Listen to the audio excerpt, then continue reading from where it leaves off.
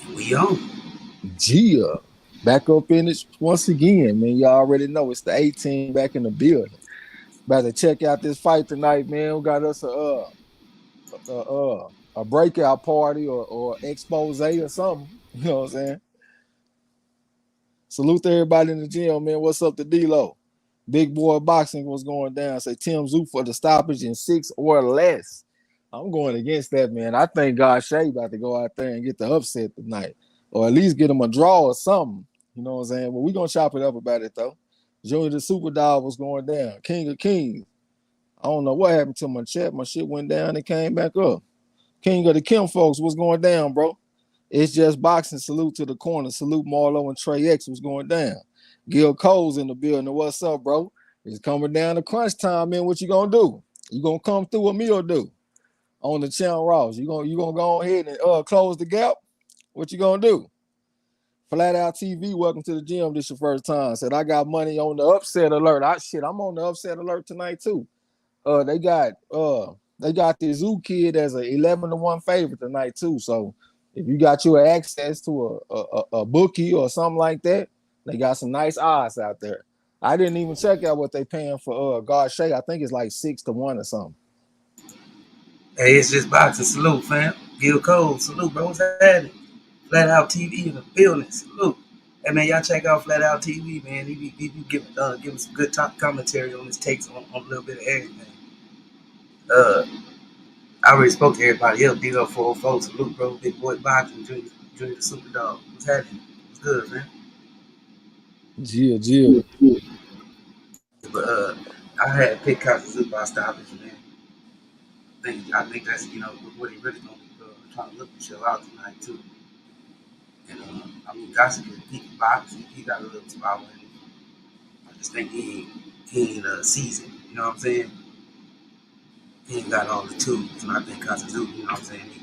He possessed that power. You know what I'm saying? And he got a little technique to go with it. I don't know what's going on with your audio, but you sound like real muffled when you talk, bro. It's kind of Right, hard for me to understand. But right. Can y'all hear me? Can y'all hear me in the chat? how Marlo sound in the chat? Do he sound clear to y'all? If you sound clear, type of one. Gil Cole said he got Zoo and KO and 9. I did make out that Marlo kept calling him Casa Zoo. Unfortunately, Casa Zoo will not be fighting tonight. It will I be mean Tim Tim. Zoo. I mean Tim. Yeah, I got to bust your chops a little bit, man. But yeah, it's a son, man. I'm just looking at all the factors going into the fight, man. It's this kid's first fight in the United States, and y'all know how it is making your United States debut in boxing. You know what I'm saying? He got a lot of pressure on him tonight. He got to live up to his dad legacy and stuff. And when I just think about the history of boxing, has there ever been a legendary fighter that had a son that was also a legendary fighter? I think the closest that I can think of off the top of my head would be Muhammad Ali and Layla Ali. But maybe my boxing knowledge ain't deep enough. But I just can't think of a great fighter, historical fighter, that had a son that was a great champion. And then when I look at Tim Tszyu compared to his daddy, a little bit bigger. So to me, it looked like he had an easier upbringing, had some better nutrition. He had food on the table every night. I don't think he came up like his dad. So it just made me think. I don't think that he gonna live up to that. And maybe he do get the victory tonight. But I think at some point he gonna get his ass whooped. He only 5'8" at 154. That's small for the weight class. Terrell Gausha, he's small for the weight class too, but he 5'10". He closer to what we used to. You know what I'm saying? Hey, y'all give me 1 second. I'll be right back. Hold on 1 second. Hey, King's all right, bet. Roddy's the champ in the building. Salute, man. King said he hear the air. That's my fan in my computer. Gregory Wide in the building. Salute, bro. What's happening? All right, I'm back. Salute to the OG. OG VIP, no need to CID. What's going down? Gil Cole said I can hear Marlo, just some fan noise in the background. Okay. Rod X and Champ, salute to you. Say what's up, my people, man. We just off in here once again, man. Y'all drop them pics in the chat like we do. King of the Kimfo said Marlo got a lot of background air, all right. But yeah, man, just thinking about this Zoo kid too. like the way he fight, I just don't really see nothing special. I don't think he got a good jab. I do think he got a good left hook to the body. I like the way he set it up. He can also trick you. Like he'll have you thinking he going to the body with the hook, but he'll come upstairs with a short left uppercut. Kind of like what Povetkin put on Dillian White. You know what I'm saying? That's the type of knockdown that he got on Hogan. Dennis Hogan, I think his name is. That's the guy that got knocked out by Charlo. You know what I'm saying? He only got like 50 amateur fights. And I know motherfuckers get tired of hearing me talk about the amateur background, goddamn, but that's my shit. I know I annoy people with it, but I appreciate y'all just letting me have my shit. You know what I'm saying? But Terrell Gausha, he was 158-16 as an amateur. He was an Olympian. So this is who Tszyu is making his debut against. 158-16 Olympian that done been in the ring with some pretty good fighters as a professional. He also fought some pretty tough fighters in the World Series of boxing. You know what I'm saying? So I just think this is a tough spot for Tszyu to be in. If I'm Terrell Gausha and I'm looking at Tszyu, I don't see nothing out there that's just gonna make me feel real wary. The only thing that really worried me is that Gausha is kind of squared up and he can present a big target for that left hook to the body. But I'm pretty sure they done looked at film. This ain't gonna be a surprise to them. They've been seeing this on film. So I think they good enough to make an adjustment to it. You know what I'm saying? But we gonna see. I understand the danger of my pick. Tszyu is an 11-1 favorite. The odds makers got him favored heavily in this fight. So most likely he gonna win. But I think Gausha gonna go out there and box his ass up. King of the Kinfolk said Marlo got to stop doing the show in his dungeon. Goddamn, that's the man cave, man. You got to be in the man cave. You know he got him some good gas and shit on deck. But yeah, man, I'm happy to be back off of here calling fights, man. It's been kind of dry. I think this is like a good step in the right direction, especially going into next month with the big fights that's coming up. And another thing about this fight that I've been thinking about, like lately, it's been like D-Lo called it undressing season. It seemed like it's humbling season. That's what I've been calling it. Like my boy Josh Taylor, he had a tough fight against Catterall. Most people think he lost the fight. That was a humbling type of fight. Little B-Hop had a humbling type of fight. Michael Conlon had a humbling type of fight. And if I'm not mistaken, all this shit took place in March, or maybe starting with the end of February or something. But it's been kind of lumped together. If I was Tszyu, I might have tried to push this bitch back to next weekend or some shit. I don't even want to fight in March in this season, this humbling season. Salute to Little Rock. What's going down? King of Kings said Tim grew up on them silk sheets. PBC puts their young fighters in tough. I get that Willie Nelson and Tony Harrison upset vibe. Goddamn, that's a good one, man. PBC definitely put you in tough. And I remember that fight, Willie Nelson and Tony Harrison, when Tony Harrison was undefeated. You know what I'm saying? But yeah, I think it's gonna be tough tonight, man. So we gonna see. Y'all dropped some picks in the chat though, man. I see my boy Gil Coles that took Tszyu by knockout.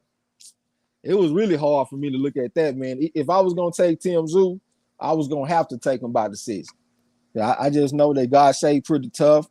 I don't think that Tszyu gonna bring anything that he ain't never seen before. You know what I'm saying? So I think it's gonna be a decision win. Either way, I can't really see the stoppage. Chris Ray was going down, so kindly share this video by any means necessary.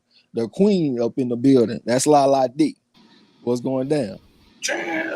Chris Ray, blessings. Lil Rock, salute. Lala D, salute. Sis, what's happening? Yeah, man, I'm back up in there once again, man. Call these fights. I think it's gonna be a pretty good fight tonight, though. The action should be pretty good. I know that Tszyu, he the type of guy to step straight to you and try to make the fight. You know what I'm saying? And I think Gausha got an opportunity to go out there and box him. Because even the Hogan guy, Hogan went out there and got stopped by Tszyu. But he had some moments in the fight where he was able to get out there and circle and box him a little bit. Put the jab on him. I will give Tszyu credit because he did counter one of those jabs, and that's how he dropped Hogan with that left uppercut.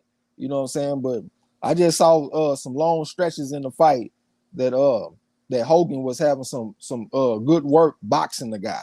So I think that Gausha gonna go out there and box him. You know what I'm saying? But we gonna see though, man. Make sure I got my little old station set up. We call some of these fights I can take scope. What you got over there in your gas pump, bro?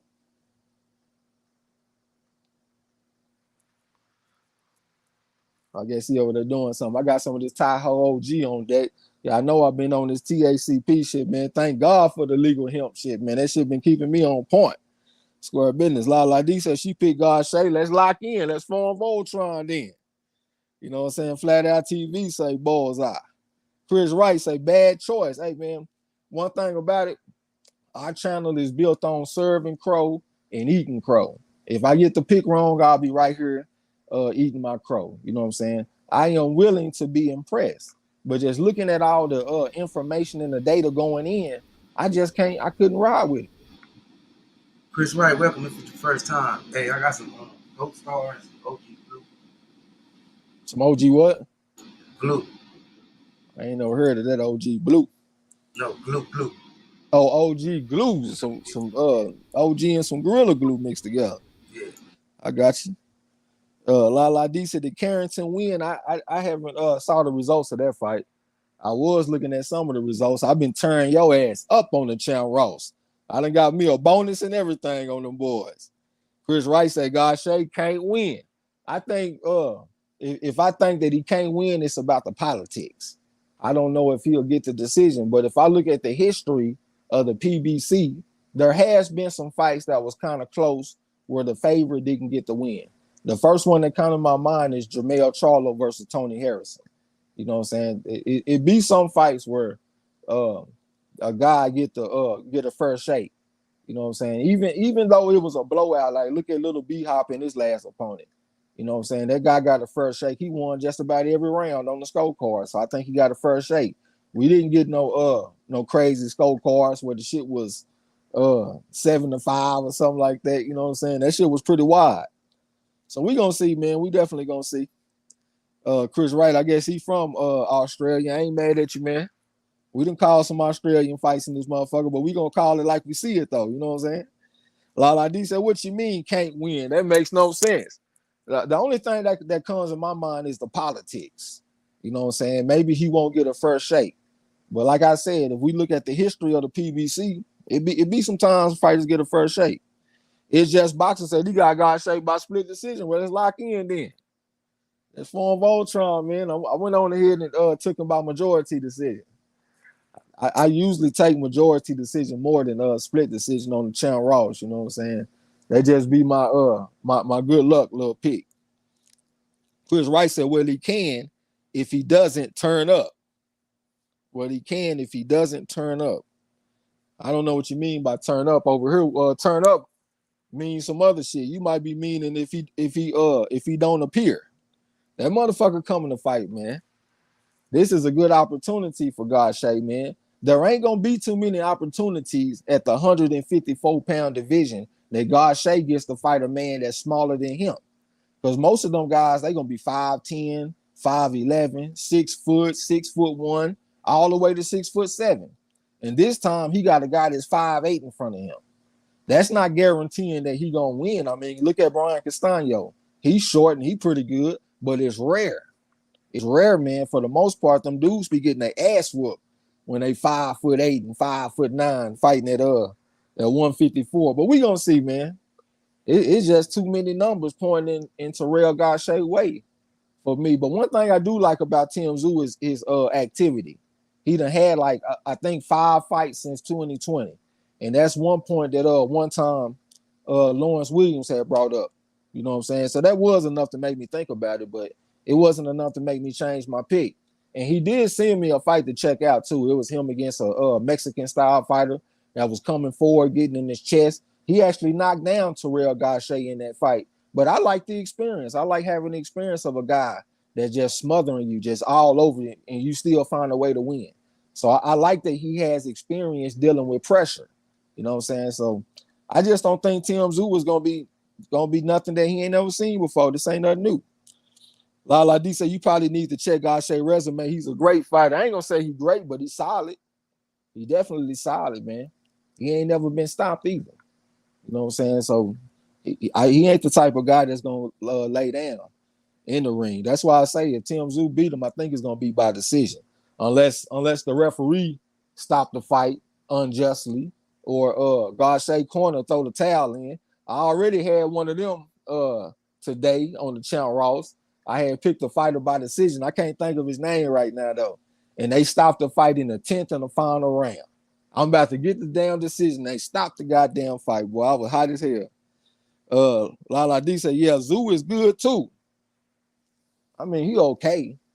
I just don't see nothing special, man. Like even when I was looking at him, I can't remember the name of this damn guy that he fought, man. Fuck, but even the Hogan fight, I just didn't see a good jab from the guy. You know what I'm saying? Like the fundamentals of boxing, man, is good to have a good jab. I don't even see the man using a jab. He got a pretty good lead hand. I always talk about lead hand education, when you can take a jab and turn it into a hook and turn that into an uppercut. So he can double up and triple up with the same hand, but he don't have no jab. You know what I'm saying? So I got to deduct a few points if you ain't got no jab. But he is tough. He the type of guy that's going to make a good fight. He going to come forward. His defense ain't the best. You know what I'm saying? So he going to make a good fight because he coming to throw punches, and he ain't against taking a few punches. You know what I'm saying? But we going to see, man. Y'all know how it is making your debut in the United States. King of Kim folks say, I saw Gausha knock out Clark. He had some good boxing skills and some pop in the right hand. Yeah, you talking about Jamonte Clark. I had checked that out a little bit too. I think we actually called that fight on the channel. Salute to D-Bid OG. What's going down? Who you got tonight? Goddamn me, who you got tonight? I was thinking that most people was gonna be taking Tszyu, but it seemed like the picks have been kind of split. I see a few people talking about Tszyu. I see a few people talking about Gausha. Winston Lee, what's going down? Salute to you. What you doing in the channel raw? D-Biz, Winston Lee, salute, bro. What's happening, y'all? Yeah, I still got to give you a hard time, Winston, man, because you came in dead last 2 weeks ago on the channel Ross. Goddamn, man, you got to make a double comeback. You got to come back with some 2 weekends in a row to make up for that shit. Well, who you got, man? Who you got? If y'all ain't post y'all pick in the chat, man, post who you got.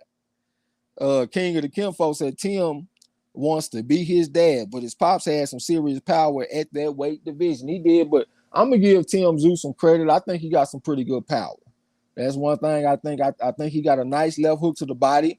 I did see him get a knockdown with a right hand in a fight. So it seemed like he got power in both hands. But for the most part, he leans on that left hook. You know what I'm saying? And you know, his father was more of a right-handed type of puncher. Like when he dropped Zab Judy, hit him with that right hand, and down there separating him from reality. Winston Lee said he didn't look all right. D-Vid OG said he got Terrell. See, let's lock in. Then OG said he got Terrell Gausha. Chris Wright said correct. Winston Lee said I was on a cruise that week and threw shit at the fan. You only had 2 points. Goddamn, what you mean I only had 2 points? Last weekend I had finished 4th overall on them boys. Hey man, but you can't talk too much shit to me anyway, because I'm a champion. You understand me? And after this season over with, guess what y'all gotta call me? A former champion. I'm still a champion in this motherfucker. Yeah, man, but definitely appreciate y'all coming through, man, to come check out the fights and shit, man. I'll be missing this shit when we be away from it for a while, but I don't be wanting to force it if we ain't just got no good action. But I wanted to get y'all opinion on something. I was thinking about going ahead and swallowing my pride and just go ahead and get the zone. I done already dug in and I was like, man, I don't want to pay for the zone because I don't like the way they handle my account. And I feel like I'll be like a buster or a custer, like that nigga C-Mac be saying, you know what I'm saying? So how would y'all feel, man? Do y'all think that that'll be cool if I go ahead and get the zone and just swallow my pride just for the sake of the channel and so we can have content and enjoy the boxing? Or do y'all think I should just stand on my square and just be like, man, fuck that shit? Lala D said, how many more picks, Trey X? I don't if you talking about for this weekend, I don't know exactly how many, but I know that we got one more week left until the end of the season. It's gonna be a new champion crown. We got to see if this motherfucker Gil Cole's gonna go out there and close strong. Salute to my boy Little Feezy, man. Hey, I had put you in the cartoon, and I really was supposed to put this other dude, Moody Trayweather, because he's from Dallas. I done got him mixed up with you. I done forgot that you from Tennessee. So I didn't mention you in the cartoon, man. So if you ain't got a chance to go check it out, go check it out, bro. People saying that they think it's a funny episode. You know what I'm saying? It's Just Boxing said, I'm thinking about getting the zone myself. I can't cap, man. They've been having some good fights going on over there. They've been having some wars and shit going on. You know what I'm saying? And I do be feeling like we kind of missing out on some shit. King of the Kim folks said, cuss the ass nigga, stand on your square. All right. So I got one vote for stand on your square. Just K, salute to you. Say salute Marlo and Mr. Trey X. What's going down? Put them pics out there. Champions first. Salute. What's good with it, bro? You sound more clear now. Huh? I said you sound more clear now. Okay, bet. It's Just Boxing. I think we need to swallow our pride and get it. So I got one vote for stand on your square, and I got another vote for swallow your pride. Little Fees say dope shit. All right, man. Yeah, go check it out, bro. I think you'll like it. Gil Cole said, I can't turn down a Trey X fight call, but do what you feel, bro. Oh, okay, you talking about the on whether to get the zone or not. Yeah, I mean, it's really up to y'all, man. I just be feeling kind of fucked up when we be away from the live streams on the weekend. You know what I'm saying? That should be kind of like routine. Like, you know, we get together every weekend, talk shit, talk boxing, call fights. So I was just thinking about the good of the channel. Miss Jazzy T, that's the queen they call Bobby Jean, said, who owned the zone? Well, I'm not really thinking about nothing that's coming up in the future, but I know we missed a good fight with Michael Conlon and that Lee Wood. Them motherfuckers probably had the fight of the year 2 weekends ago or something like that. It's been a few more fights too, man. I'm on this gas right now. My short-term memory or whatever I'm supposed to be saying ain't worth a fuck right now. Or my working memory. Jazzy T, salute, sis. Boo on the zone, though. Definitely got Andre. Mangia. Triple E. Then Canelo back over there. And then you got AJ. So we're gonna, those are the fights we're going to be big fights, I guess. I would have liked to have called Bam Rodriguez when he fought against Carlos Cuadras. That was a good one right there. A breakout party for Bam Rodriguez too. I think he's gonna eventually be pound for pound, like on the list. Little Fees said, I got God saved by split decision. Let's lock in then, man. Shit, I guess I ain't that crazy after all. Or I at least got some people that can eat at my table when we get on this crow. Lala D said they say the Android is leaving the zone. I had read an article about it. I saw that Eddie Hearn said that he expects Andrade to at least go explore his options after his next fight. He said he felt like the company has not delivered the fights that they promised to Andrade. So he said that he would expect for Andrade to go explore his options. You know what I'm saying? But I didn't see that he officially is leaving the zone though. Lala D said Cambosis low ball, Haney bad, they say. That ain't surprising. You know what I'm saying? I don't really have much to say about it because I don't really know no details or nothing, but I ain't too surprising though, man. Motherfuckers know what kind of fighter Haney is. And like I think that Cambosis is really like a mirage. And the reason that I say that is because I don't think he fought the real Teofimo Lopez. I'm not making excuses for him, but what I'm trying to say is Cambosis got in his head. He had the motherfuckers piping mad. He wanted to try to come kill Cambosis. It was sometimes he was loading up on them shots. You can down there hear him snarling and growling, just trying to kill the motherfucker. And it's hard to win like that. You know what I'm saying? Like if you get your opponent mad and they want to kill you, that's why anything I do, I talk shit and I try to make my opponent mad. Even me and Gil Cole, we were playing Uno last night. The whole time I'm throwing tomatoes and throwing eggs and shit at him. Ha ha! Just throwing shit at him, trying to make him mad. But what I'm trying to say is, if Cambosis, if he fight against Haney, it ain't gonna be like that because Haney gonna go out there and box him. He ain't gonna walk straight to Cambosis the way Teofimo did, where he can walk straight into a right hand. he gonna make Kambosos have to come to him. It's a different type of dynamic with Haney. So I just think they know, and everybody got a style that they prefer to fight against, and they got a style that they prefer not to fight against. Haney just might be one of them guys that got the type of legs that you might not want to deal with. You know what I'm saying? We got to make the risk and the reward line up. You know what I'm saying? So since the risk is so high, let's lowball his ass. Let's make that shit line up. Salute to the voice of reason. That's D-Lo. What's going down, bro? King of the Kinfolk saying Kambosos baited Teofimo into a defeat, and he knows that he is a one-trick pony. I'm not gonna say that he's just a straight one-trick pony. You know, he do got like an amateur background, 85 and 15 and shit like that. His game is it's pretty decent, man. He'll feint you a little bit, got some he got a little bit more speed than you anticipate. I didn't anticipate him to have the type of power that he got where he can drop Teofimo with one shot. But I will say it's a little bit easier if you get a guy to walk right into it. You know what I'm saying? But yeah, I do think that he baited him into a defeat, like you said. So I definitely agree with that part of it. You know what I'm saying? Because I can't go back and find an example of Teofimo fighting like that where he just going to somebody trying to destroy him. Most of the time, he kind of let you come to him and find counter punches on you. Powerful counter punches, but it still be counter punching. It ain't just a guy going seeking and destroying and all that kind of shit. You know what I'm saying? So I definitely understand the dynamic of them wanting to lowball Haney. But I just hope some of these fights start to get made, man. I'm tired of coming on here talking about fights that's not getting made.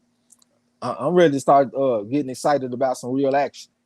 You know? So I'm glad we got next month coming up. We got some pretty decent cards and shit. Definitely looking forward to Errol Spence and Ugas. And I've been thinking about that fight too. I feel better about Errol Spence's chances now because I've been saying that I'm kind of worried for Errol Spence because of the layoff, and I still am.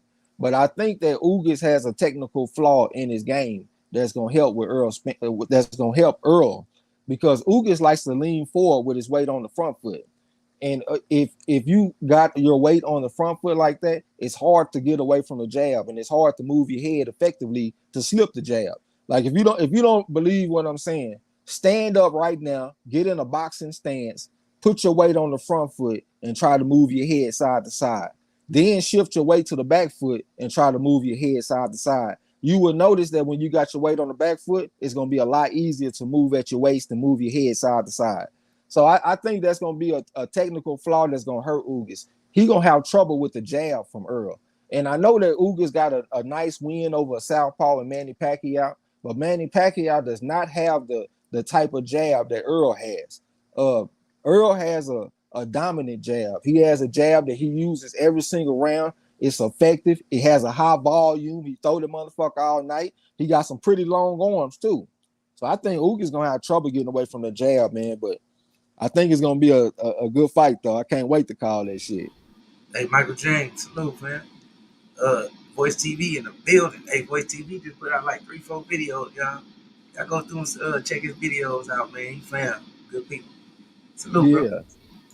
Yeah, I had checked that one earlier, man. I ain't get a chance to say nothing though. But he was talking about them North Carolina Tar Heels and shit. I think they got like a 73-66 win. I haven't really been paying attention to the basketball and stuff, but I think that's what he had on his video. Salute to Voice TV. King of the Kinfolk said, I just mean the psychological game he used on T.O. It's not working twice. Teofimo underestimated him as a cherry, turned out to be a pepper, goddamn. I agree with you on that.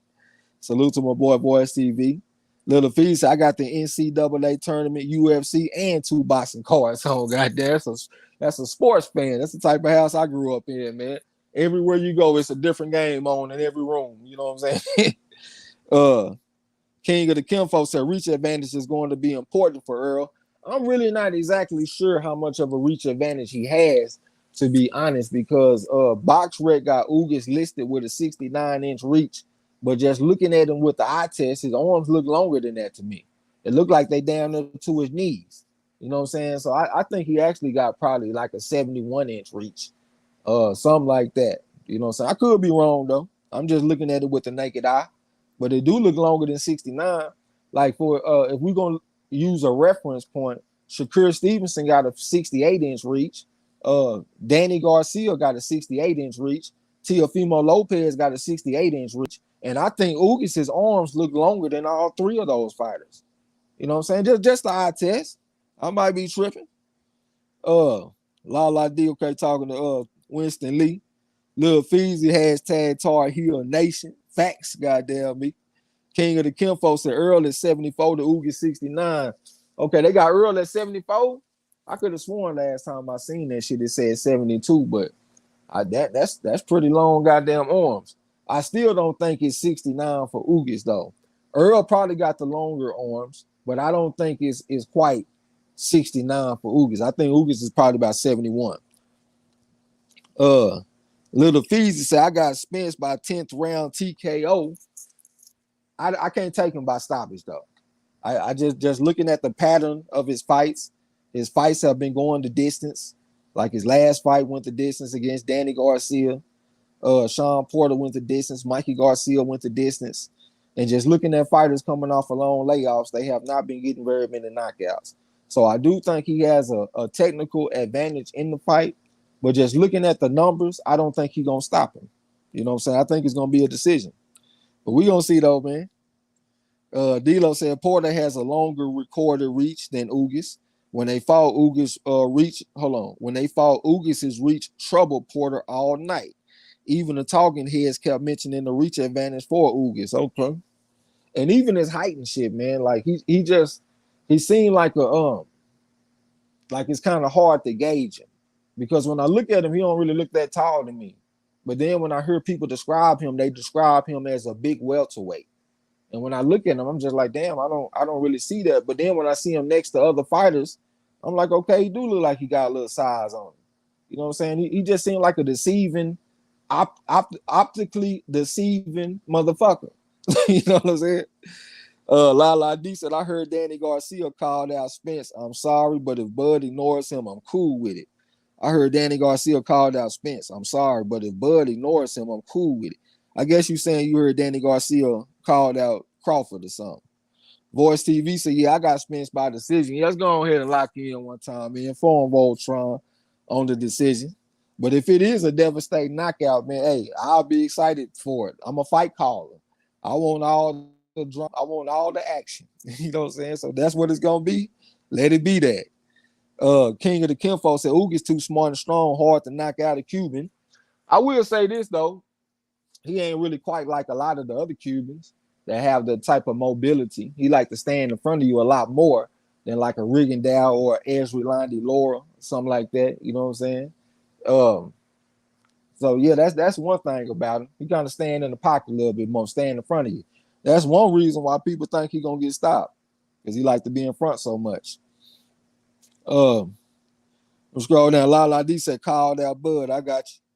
Winston Leeson, I'm taking Tszyu today by unanimous decision, but I hope Gausha win. I ain't mad at you for taking the 11-1 favor, bro. That's what conventional wisdom say that you're supposed to do. You know what I'm saying? But I'm just not impressed, man. You know what I'm saying? And when I was looking at the guy, I was feeling like I'm on an island. Like, man, I must don't know shit about boxing. Because when I'm looking at this ain't no impressive shit to me. And then lately, I've been back in my history and stuff. You know what I'm saying? I've been on the Boxing Librarian channel. Shout out to that motherfucker, because he has some hell of a breakdowns, man. But I just been checking out a lot of old fighters. So I done got kind of used to looking at some real good technique and looking at some special effects. So when I look at Tszyu, I'm like, okay, that's all right, I guess. But I'm not gonna pull up no Tszyu tape and show somebody like, hey man, this how you supposed to do it right here. Look at how this guy is doing this. Maybe his left hook to the body. I like the way he dressed it up. Like he might touch you with some light shots up top, then boom, rip a hard left hook to the body. I like that, but that's pretty much it. I ain't got nothing against the man or nothing like that. I just don't see nothing special. D-Lo said Ugas hunch is over. I don't know what happened with my shit. He said Ugas hunch is over, which is deceptive. That's a good point. That's a good point. Because that's what I say about Andre. He don't really hunch over, but he do make himself a smaller target. he listed at 6'1", and sometimes he might fight a guy that's shorter than him. And Andre looked like he the shorter fighter because he making himself a smaller target. D-Lo said, man, if Earl stops Ugas, bring on Bud immediately. Absolutely. Winston Lee said, I agree. I watched the fight with him and Horn, and they are equally trash. That's the fight I was trying to think about earlier. Horn. You know what I'm saying? I don't really look at that too tough though, since Horn was a blown up welterweight type guy. You know, he got an established 154-pound guy tonight. You know what I'm saying? Somebody that's physically strong, somebody that's been in the weight class, a grizzled veteran. You know what I'm saying? And took a couple of losses, got some draws on his resume, done been through the fire. He done been tested. And this is this kid's first test tonight. Let's see if he passed the test. I don't know. I'm riding with Gausha. Hot Mike, salute to you. Said, I think Ugas' chin is suspect. You think it's chin suspect? I think the main thing that'll be for Ugas, besides the jab, is the body shots. I don't think he liked it to the body, man. Like when I looked at his fight against Thomas Delorme ripping shots to the body. When he fought against Omar Figueroa, he wouldn't even let Figueroa go to the body. As soon as Figueroa get on the inside, he would clinch that dude excessively. So that kind of let me know, like, he don't want you in that wheelhouse like that, digging them shots to the body. You know what I'm saying? Hey, bro, how you think the fight gonna go, bro? Earl Spence and Ugas. What you think Earl got to do to beat him and all that? Shit, I think Earl Ugas is gonna be standing right in front of him. Earl's just gonna jab and pick his way in and just put pressure on him all night, man. Beat that body up. Ugas gonna have to be looking for counters and shit. Because he like to work up off the jab. You know what I'm saying? He like to stand in front of you and work his combination off the jab. But I think that pressure from Earl, once Earl get inside, I don't think Ugas gonna have nothing for him. He do like to tie up, but I think Earl invites that though. Earl invite to tie up. You know what I'm saying? He like to get you up off of him and let loose on you a couple shots. You know what I'm saying? Lean on you a little bit, push you toward the ropes. You know what I'm saying? And get up in there and let off. I see Earl just putting the pressure. I don't see it stopping, but I see Earl unanimously working, putting that pressure on, breaking it down slowly, and see where it go late. But 9 out of 10, I think Ugas is tough. I think he'll be able to hang in there. What kind of score? Like 8-4 type shit? 9-3? 8-4, 9-3 probably would be a super blowout, but I think it'd be like 8-4. Solid win. All three judges. Yeah. Yeah, so what about this fight tonight? What you think Tim Tszyu got to go out here and do to beat Gausha tonight? I think it's gonna be Rodriguez dropping that was a split. I think it's gonna Tim Tszyu gonna put pressure on you, man. Gausha like the box, and I think the counter punch gonna be effective. He like to use his jab and use the ring, but I think Tim Tszyu got that power, man. I don't know if it's gonna be to the body, but I think it's gonna be a pressure fight. I think Tim Tszyu gonna walk through the jab and try to put combinations on. And that's what I see, but I could be wrong. I hope guys will come through and get this win. This will be a big win for him. But I gotta go with the odds. You know, I'm in the champ raw, so I can't afford to lose.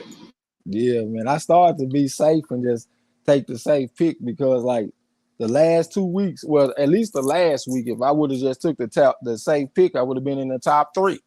You know what I'm saying? But I said, fuck it, I'm gambling tonight. I ain't here to be safe tonight. I ain't playing with that, but I'm like in the low 20s and mid to high early 30s, and that I need to get up to. Hot Mike, salute, man.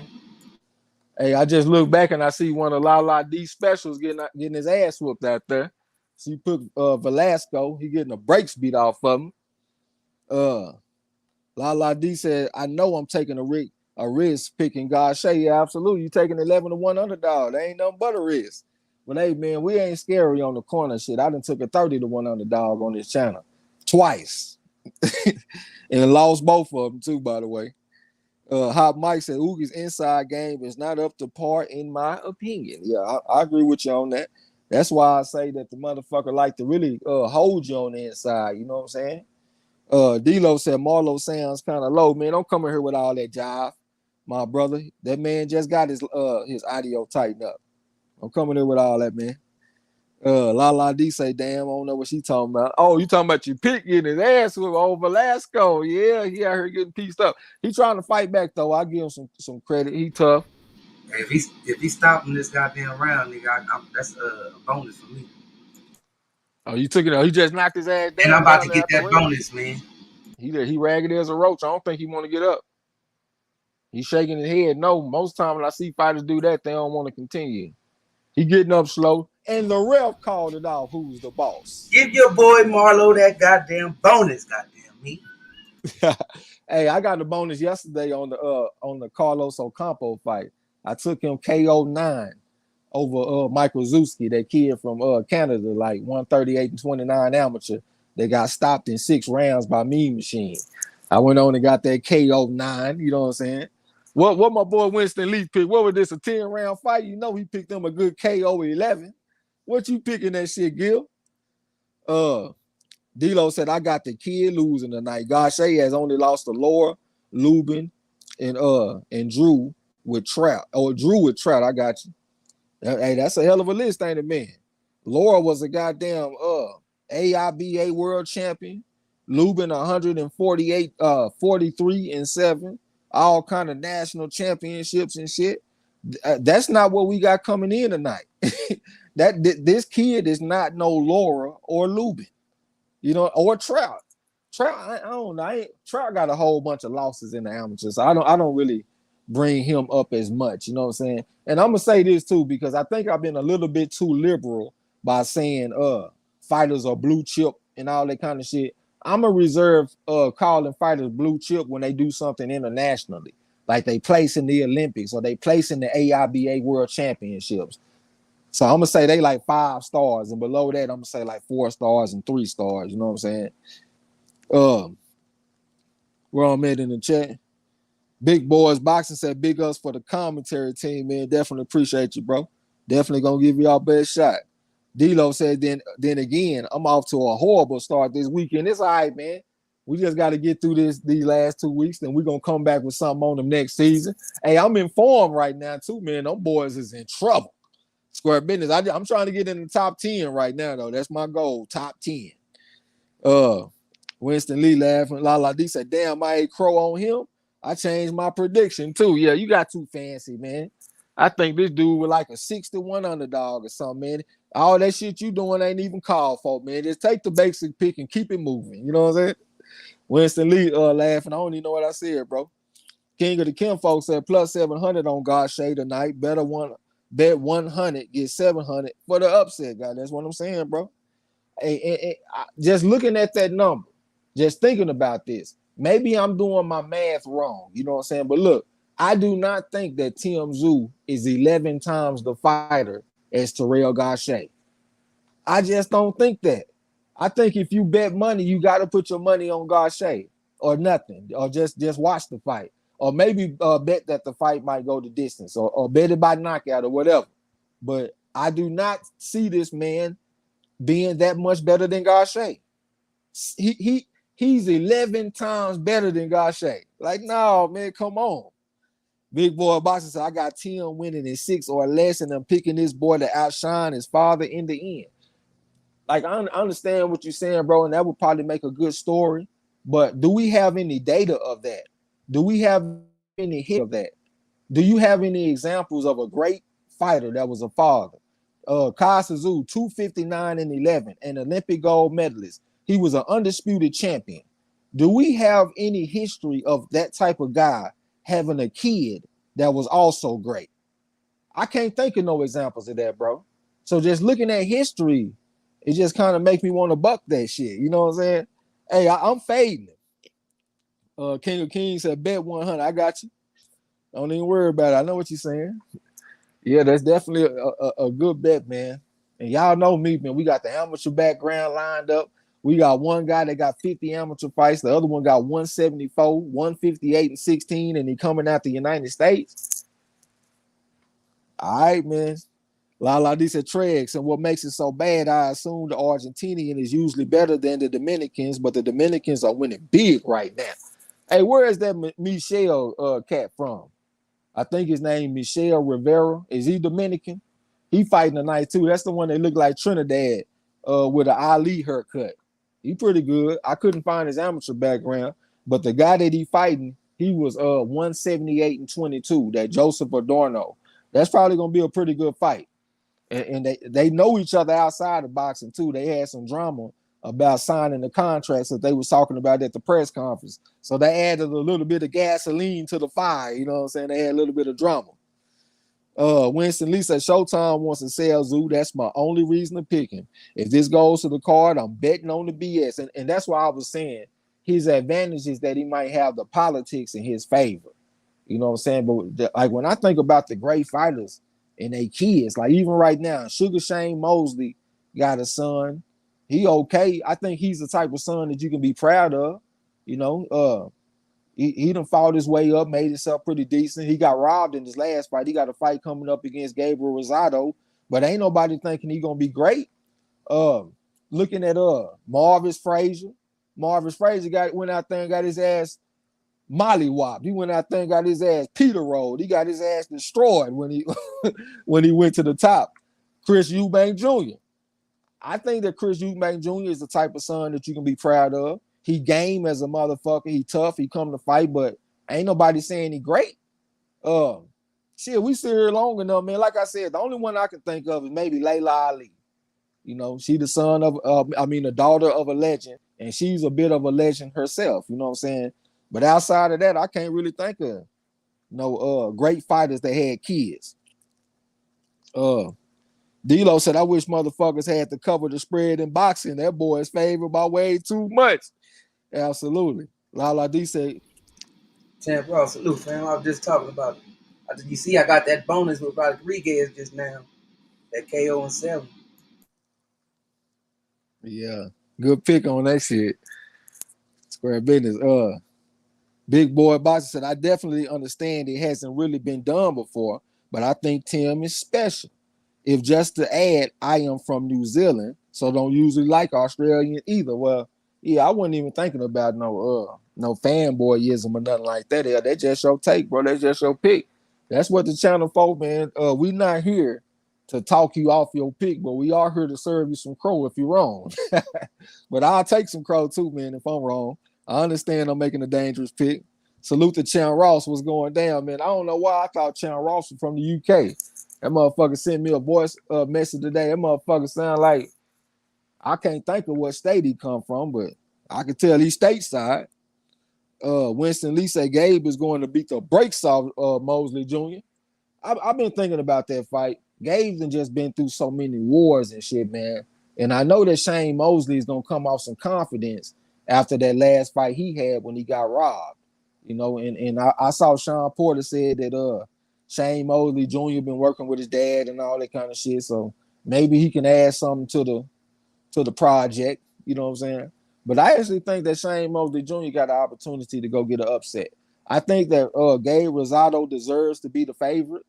He got the way deeper pet experience. He done been in there with the way better fighters. He battle tested. He from Philadelphia. He got a lot of shit working for him. But I do think that Shane Mosley Jr. is a bit of a physical specimen. I think he naturally talented. I don't think he just got the greatest skills in the world, but I do think he's a physically talented guy. I think he's more physically gifted than Gabe Rosado. So I actually give Shane Mosley Jr. a chance to win. Square business. Where I'm at, John Ross said, don't forget about Ali Walsh's grandson. Yeah, I know you're talking about, man. He ain't got himself done. I was happy to see him in his last fight get that little bounce back because he had some trouble in the fight before. But he ain't got nothing, though. Winston Lee, okay, talking to Chan Ross. D-Lo said Corey Spinks did a good job following up his father, Leon. I know we aren't talking about all-time great, but he held it down and had no worthy accomplishment. That's a good one. That's a damn good one. I forgot about him. Even though, I'm going to be honest with y'all, I'm not the biggest Spinks fan. I wasn't a big Michael Spinks or even Leon Spinks fan. I know Leon that both of them was hella fighters, man. They both got Olympic gold medals and stuff like that, but I just wasn't a big fan of their style, especially Michael Spinks. You know what I'm saying? So that's probably why Corey Spinks didn't even cross my mind. You know what I'm saying? Sean Ross said, we eat crow all day, goddamn me. Chan Ross said, I'm from Northern Cali Bay Area, Trace. All right, I got you. That's what's up. D-Lo said, back on my voice of crow shit this weekend, goddamn. Hey, I was trying to tell him too, man. Like you were saying last 2 weekends ago, 3 weekends ago, it was like undressing day or something like that, man. I think it might be undressing month. It just been fighters that's just been getting undressed. So I think D-Lo coined the right phrase, man. I think it's undressing season right now. La La D, okay, talking to Chan Ross. D-Lo said eventually Gabe is going to wear out. One of my favorite fighters to watch and root for. Yeah, I like Gabe, man. Gabe is game. He learned on the job. He didn't have a deep amateur background. He ain't turned down no smoke. So I like Gabe Rosado, but like you said, man, he been through a lot of wars, man. It seemed, maybe I'm tripping in my mind, but it seemed like I just have seen him moving around the ring bloody as a motherfucker quite a few times throughout his career.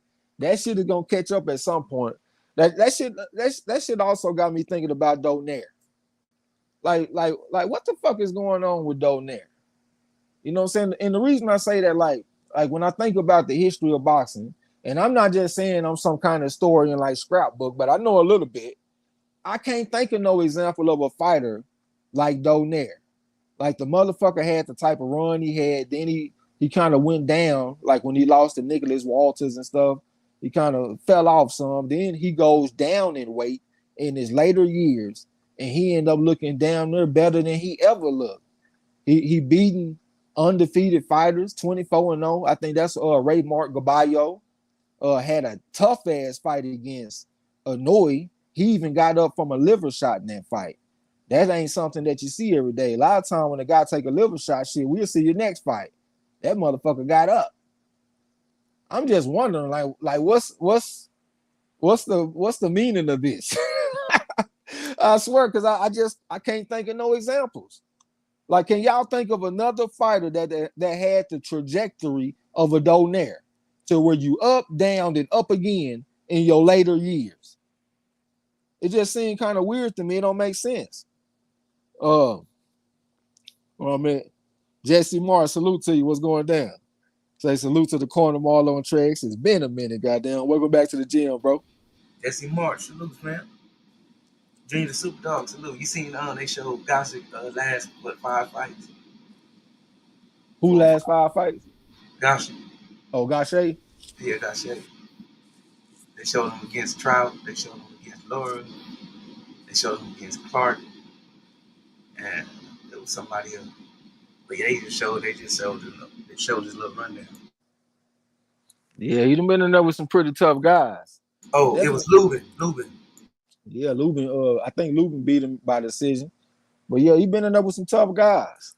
I think some of them names that you mentioned, I think they'll beat Tim Tszyu. Like I don't think Tim Tszyu better than Erickson Lubin. Who would y'all take in the chat, man? Who would y'all take out of Erickson Lubin and Tim Tszyu? Not factoring in politics or nothing, just straight boxing skills. You know what I'm saying? Who would y'all take? Big Boy said, smash the like button, man. We definitely would appreciate y'all, man, if y'all hit the like button. They help the channel. Winston Lee said he's holding it down for what's old ninjas. Oh, you talking about Gary Rosado? Oh, you talking about Nonito Donaire? Yeah, I mean, I understand. How old is that motherfucker? Is he 40 yet? I just can't think of examples where somebody go down in weight at an advanced age, and then they turn into just this bad motherfucker all of a sudden. I ain't gonna lie, it just kind of made me think it might be something else going on. I'm just being 100. D-Lo said, yeah, Gabe's facial features used to fall apart in some fights. Chan Ross said, you can argue that Donaire is one of the best fighters of all time, 118 pounds and under. Matter of fact, that channel that I was chopping it up with y'all, well, it might not have been you, but I know that Boxing Librarian, he got a video talking about how close Donaire is to greatness, like all-time greatness. I got to go check that shit out because you know he going to lay the shit out with the numbers. It ain't even about opinion on there. He just going to lay out the numbers. How many championship fights have you had? How many rated opponents have you had? And all that kind of shit. It's just about the numbers. King of Kings said Donaire's win against Darchinyan, one of my favorite fights. Yeah, man, that's my favorite. I guess I can call it like a check hook, but like a step back left hook That's my favorite of all time.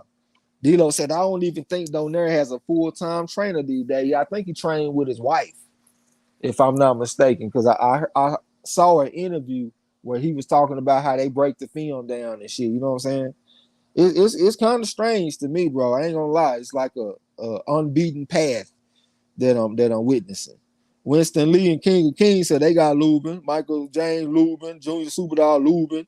Winston Lee said he damn near 40, 39. See, that's pretty old to be going down in weight. You know what I'm saying? That almost feel like Roy Jones Jr. going down to 168 or some shit and regaining his form when he was in advanced age. You know what I'm saying? I don't normally see that. But I just think it's interesting that everybody would take Lubin without no thought.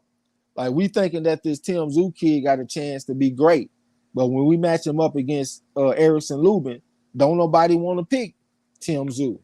I think that means something. I don't think the confidence is there. We don't believe in Tim Tszyu, bro. I'm just looking at the number. Yeah, I see King of Kings. Chan Ross said Lubin versus Tszyu depends on where the fight is at. If it's in the States, Lubin. If it's in Australia, you got Tszyu. All right, so we got one man that pick Tszyu. And he didn't even really just pick him. He said it's a geography pick. D'Lo said he take Lubin. Lala D said especially gaze bone right above his left eye, I think. Okay. Yeah, I guess the number one fight that's on my mind is when I saw him fight against Golovkin, and he was out there just getting just bloody as hell. And his dad wanted to let the fight keep going. And the trainer was like, man, I gotta stop it. Your son's about to die. Like, I never forget that shit, man. They say that man's son about to die. D'Lo said, how great does that Andres Enrico put on Donaire look with each passing month? Yeah, that was a good ass performance by Rigondeaux. I hope that motherfucker Rigondeaux be okay too, man. I haven't really seen nobody talk about it or heard nobody talk about it, but he had got a pressure cooker that exploded in his face, and it sounded like he got some pretty significant injuries. I think they said he had some damage to his retina. I think it might have been both retinas, but but they said he got some pretty significant damage from that accident, man. So hopefully Rigondeaux be okay, man. He done had a tough time. He done lost his last two fights, and now he just had a fucking pressure cooker blow up in his goddamn face, man. Damn, I didn't know that shit. I'm just finding I had posted in the Discord. You did? Yeah, they had put it. It was in the boxing scene article. Damn. Yeah, he was in the hospital and shit, man. So hopefully, Rigondeaux have 100% recovery. La D said, trash. Remember, B-Hop had the fucking nerve to get in the ring with Smith at his age. I wish today's boxers were bold to a fault like that. And he was 49 years old. That shit just looked bad because of the shit that he was saying before the fight. He kept on calling Joe Smith Jr. just an ordinary Joe. And then you go in there and get knocked out the whole fucking ring. Like, man, come on. You know what I'm saying? Junior the Superdog said, Lubin fought and trained in America. That's my reason. You know what, man? It's a fight today. Hey, y'all let me know, what was the results of the Dan Aziz fight? He fought this dude. His name was Matthew Tinker. And I read an article that said that Tinker whooped his ass in the amateurs. They said it was a pasting. As a matter of fact, that was Dan Aziz's words himself. He said that he got pasted in that fight. And they just had him as a 14-1 favorite over Matthew Tinker in a professional fight. And I saw that Tinker was 6'1". He was a southpaw. But the only thing, he took the fight on 12 days' notice. So I went on ahead and took Dan Aziz. You know what I'm saying? It's hard to take a man on 2 weeks' notice. But I am interested in the results of that fight. You know what I'm saying? Yeah, this a rematch. Junior the Superdog. Okay, I read that.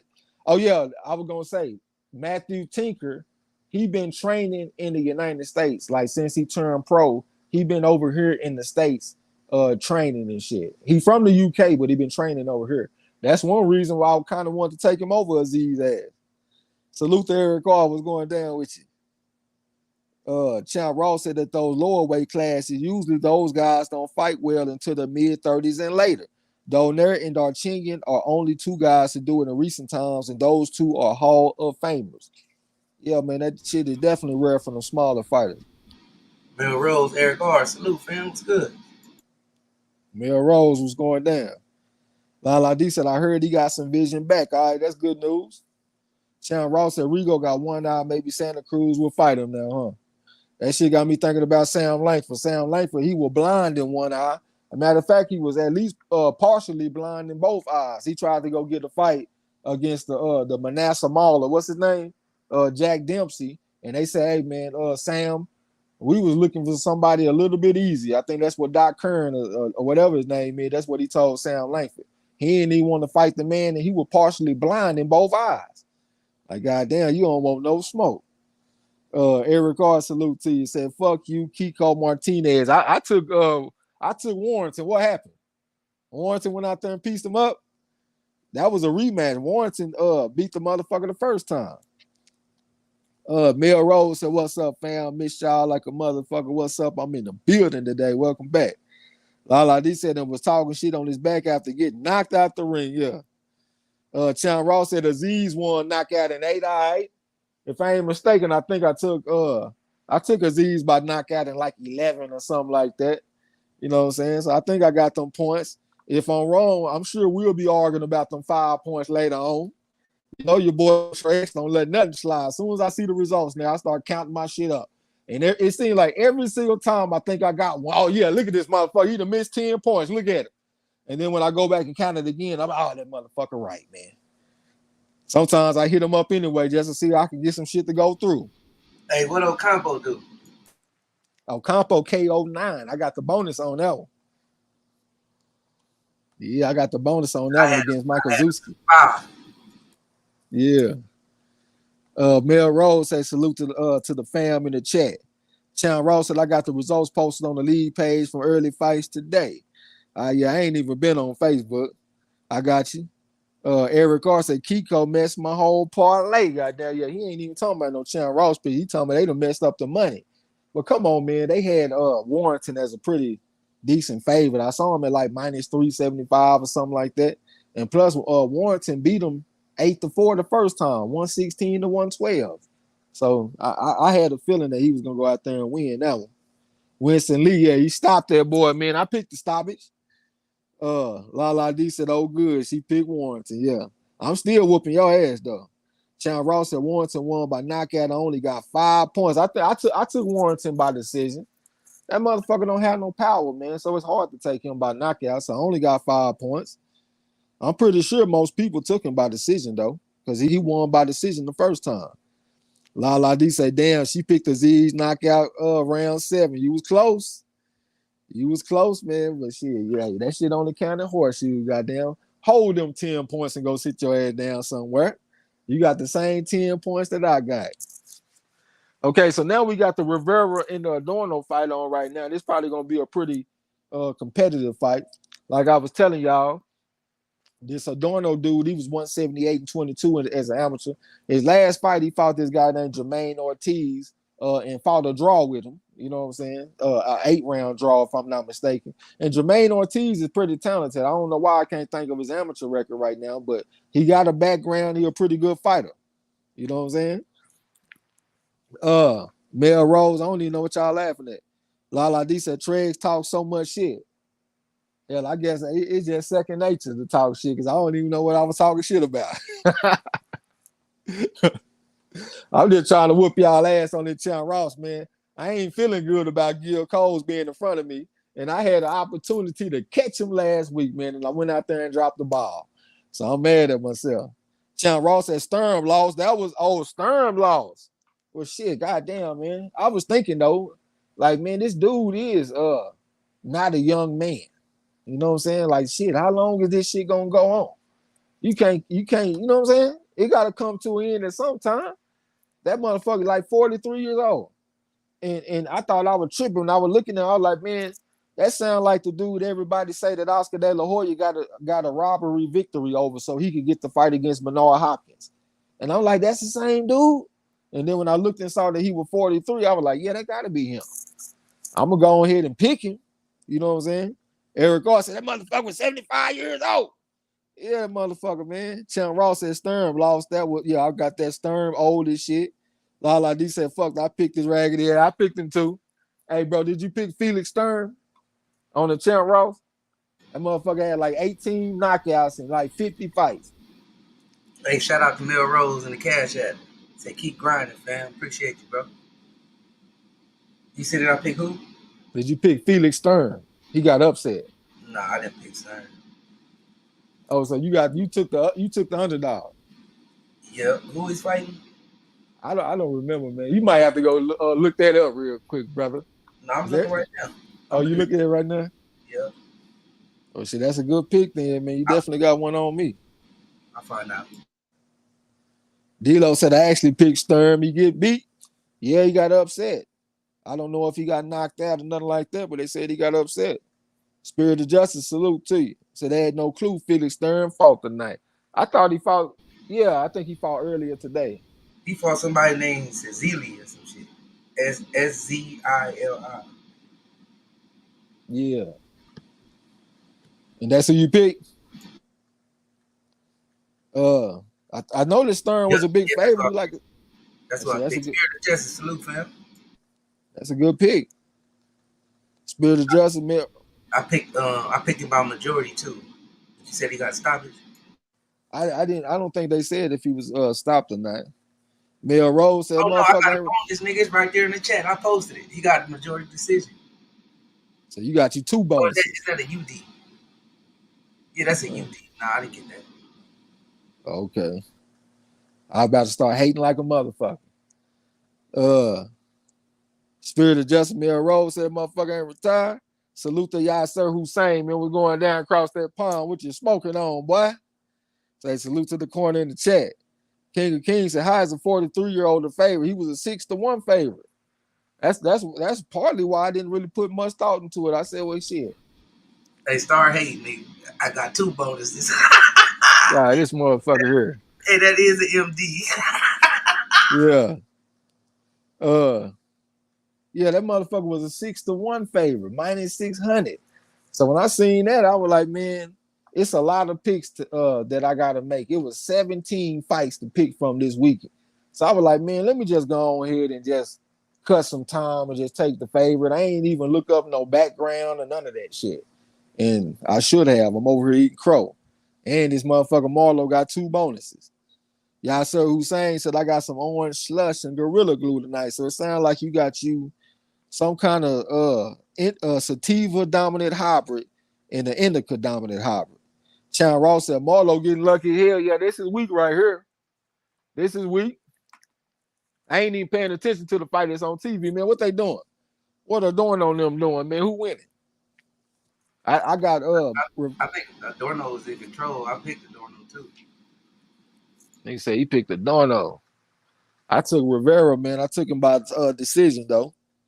Eric Gar say, damn. Yeah, man. That motherfucker Marlo got 2 bonuses, man. We got to make a comeback, goddamn me. I had talked myself out of a bonus last week. I had a first round fucking knockout for Avanesian, and I changed it to a second round knockout and fuck my points, man. I needed them points too. You know what I'm saying? I really would like to at least catch Gil Coles. He ain't that far ahead of me. It's really possible that I can still fetch that motherfucker. You know what I'm saying? So that's the mission right now. Eric Garza, my ass going to be back in the 40s this week. This is just your first season though, bro. So cut yourself a little slack. You know what I'm saying? Me and Marlo, we've been in this shit for a while, but I will say Marlo don't really take the shit seriously. He just pretty much go out there and guess. And I was doing the same thing until last season. This is my second season taking it seriously. And I'm out here getting my ass whooped this season. Chan Ross said Adorno pulled out of that fight a few weeks ago to get this Rivera fight. We'll see how it turns out. Okay, that's why that shit was voided. I thought I saw Adorno on the docket like a few weeks ago and shit. Yeah, that makes sense.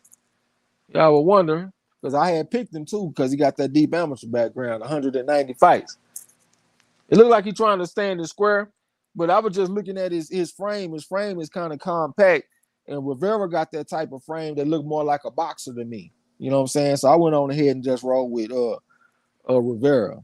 Appreciate that super chat from D-Lo, man. Square business. 1000%. Winston Lee said this Rivera dude is trying to be a knockoff Ali. He looked more like Trinidad to me. He looked like Trinidad with a Muhammad Ali haircut. Lala D said, Trags, how much longer do we have to baby Joey Spencer? I'm a fan, but time for him to face some dogs. He already fought. He got a unanimous decision. I had took him by knockout too. And I went out there and just got 5 points on that shit. But he fought in a non-televised portion of the card. I was trying to make sense of that shit in my head too. Like, what's the purpose of having him on the non-televised portion of the card? I thought they were trying to build him up as a prospect, get him a little name. He like a 9-time national champion, got the background and shit, got power. Like his first 6 fights, the motherfuckers were like what? First round knockouts or some shit. He got power, you know what I'm saying? I just it didn't make sense to me, like to put him on a non-televised portion of the card, but that's what it was though. Channel Raw talking about they moving Spencer really slow. I don't think he just got the deepest like number of fights though. He got the accomplishments, but I don't think he got a lot of fights as an amateur. I think that's part of the reason why they're taking it slow. Appreciate that super chat from Lala D. Just gave us a simple thumbs up. D-Lo and Lala D, appreciate y'all the super chat. Appreciate y'all, fam. Eric R said, I want to see Tank versus Lomachenko if he truly get off the money team. Yeah, I saw something about Tank might be leaving the money team. I saw this one video where this dude had Tank looking like he got makeup on or something. Like some of these dudes on YouTube just be some fucking weirdos. Like I just don't. Why would you paint the man in that light? You got him on your thumbnail and it looked like he wearing makeup and he looking feminine. Like what are you getting from that? Like man, these dudes be some motherfucking weirdos on this YouTube, man. Square business. Sean Ross said Spencer still fighting 8-rounders. Well, shit. How many fights he got though? How many fights total do Joey Spencer got?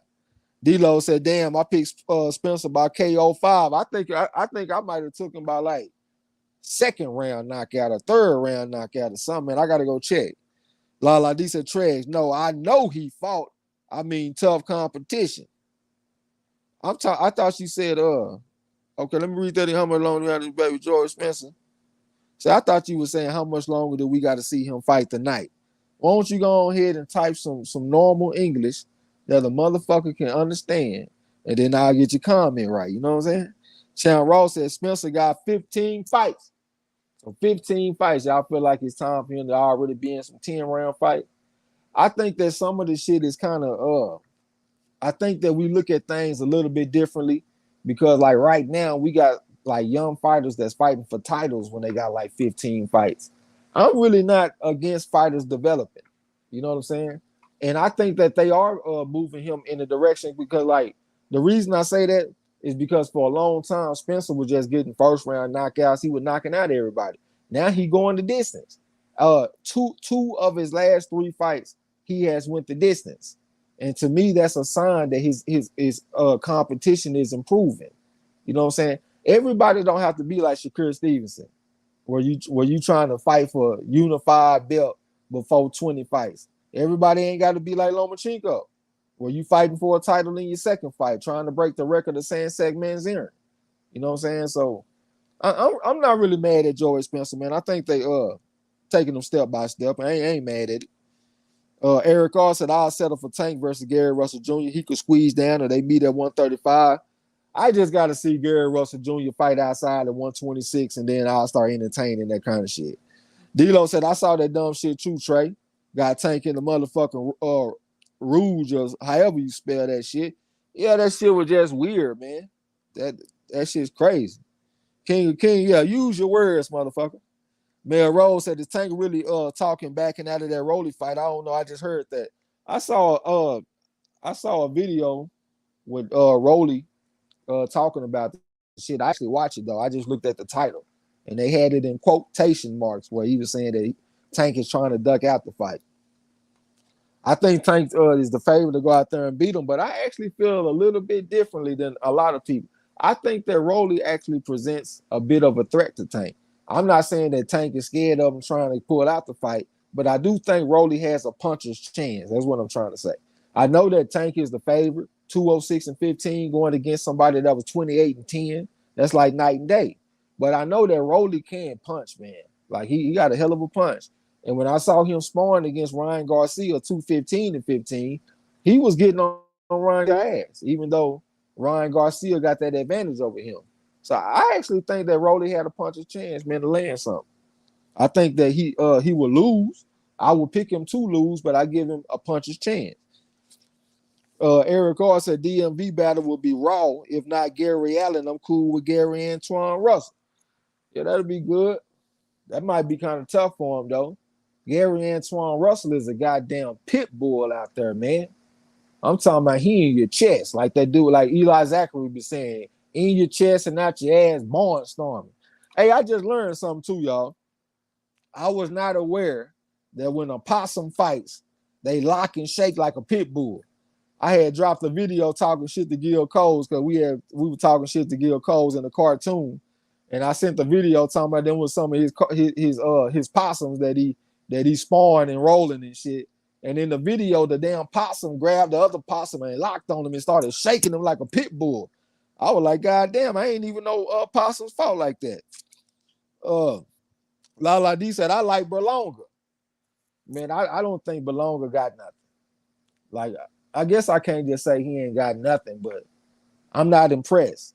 He was 162-17 as an amateur, and I think he should look better with that type of background. But the number one thing that really worried me is that before his last fight, when I was looking at him in the dressing room, he didn't look very happy to be there.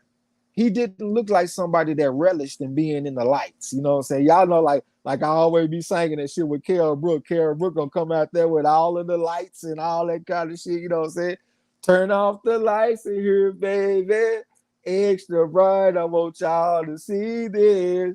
That motherfucker, Berlanga ain't like that. He looked like he was tight. I'm talking about he looked like he was tight going into that fight. After the fight, it looked like he won the fight, but he had facial expression like he lost the fight. And he actually looked like he lost the fight before the fight. He just didn't look like he relished that attention in that spotlight, like all the attention on him, and he got to come through with a major performance. Not just win, but the people are expecting him to get a knockout. They gave him a good opponent to get knocked out. Steve Rose, 37 years old. He really hasn't looked the same since he was like 31. And this is 6 years later. He ain't even been the most active in that amount of time. And he went out there and went the distance with this guy.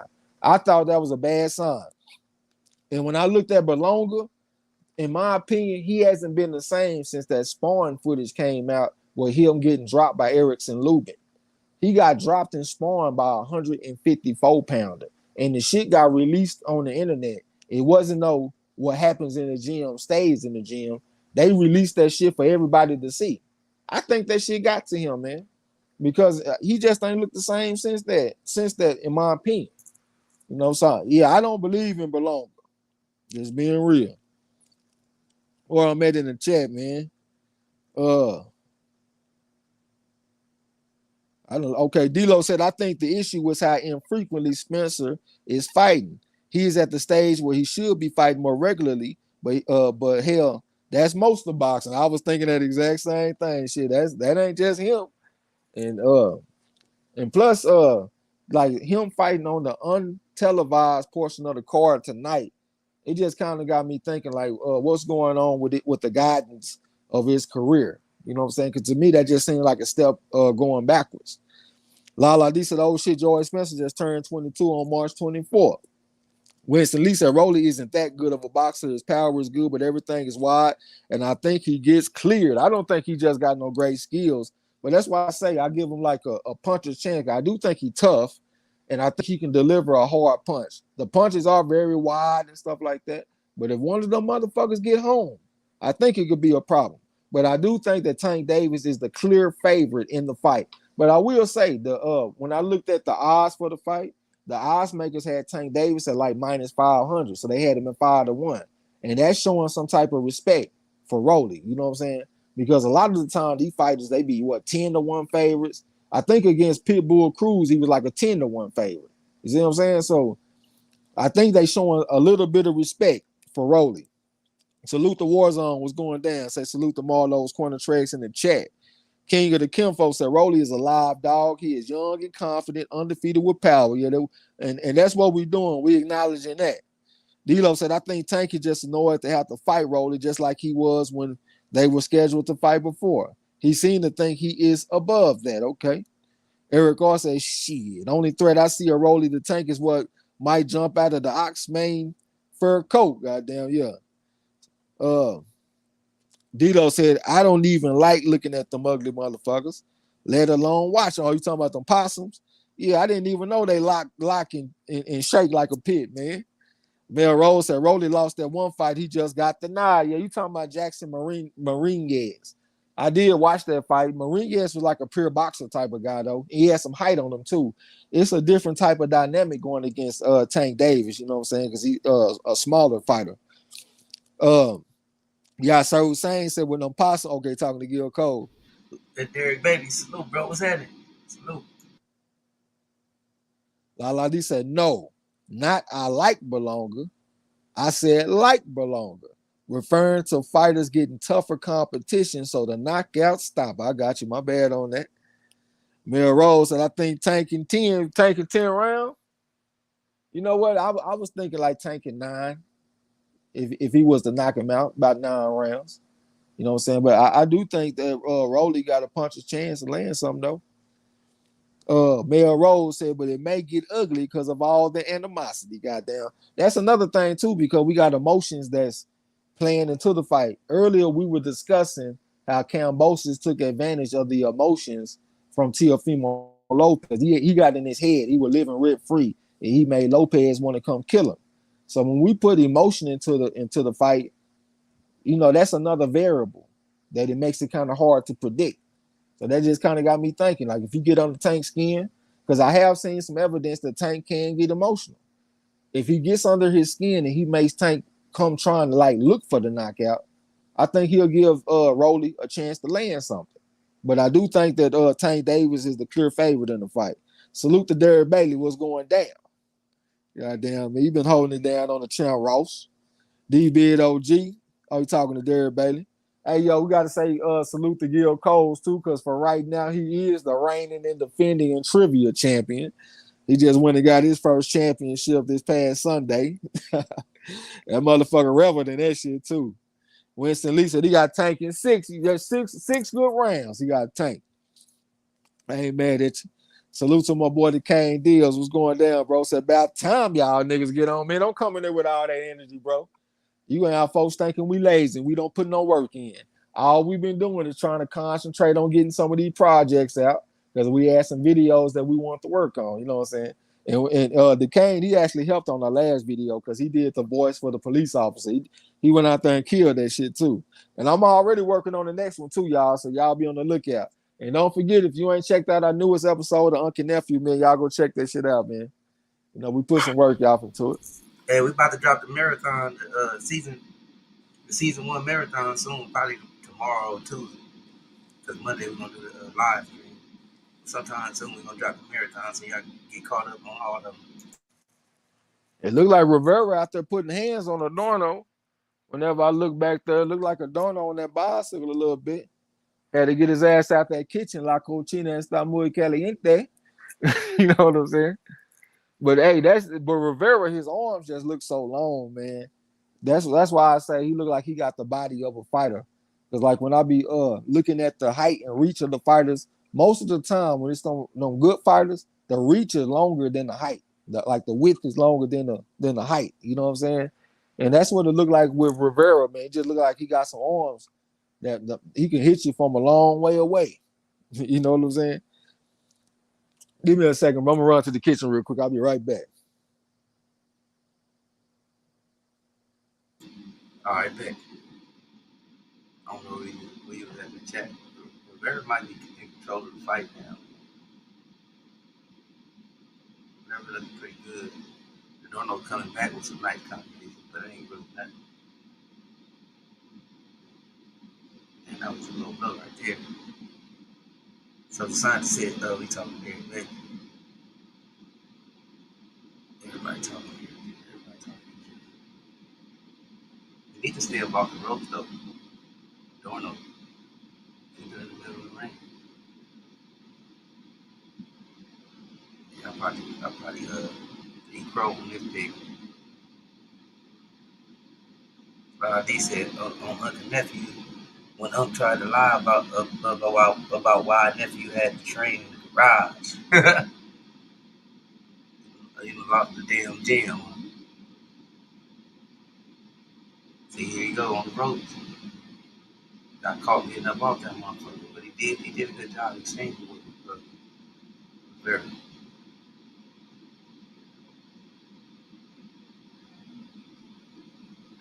very just stronger, man.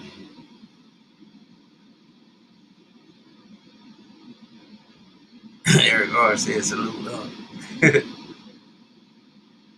Unc the damn fool, man. He said, don't forget the gym dudes do every first of the month. In the damn garage, though.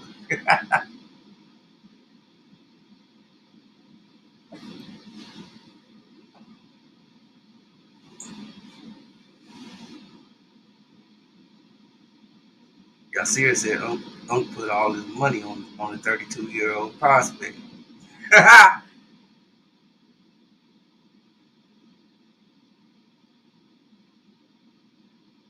Say he lighted them eyes and fucked off the church's money.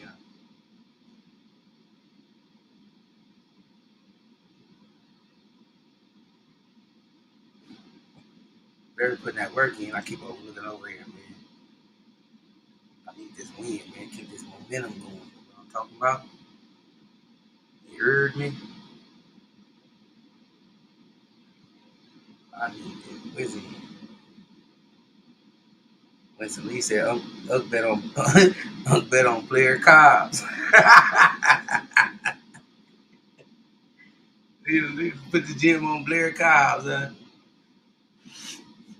Yeah,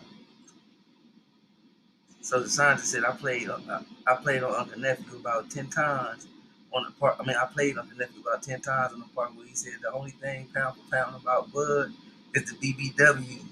I'll be seeing that nigga with.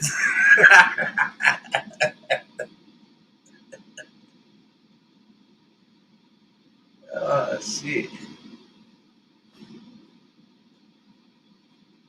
Eric R said, DB my phone Z.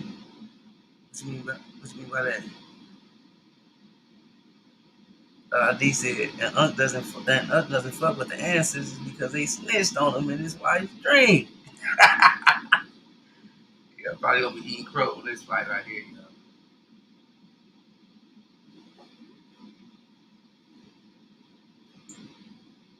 That motherfucker he ain't fuck with the ancestors ever since, huh?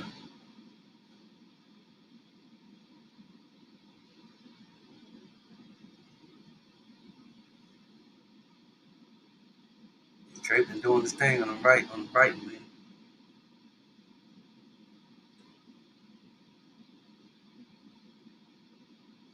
So the scientist part had me busting up though. Unc say Unc say Trey a snitch. He ended up dropping a dime on Gil Cole.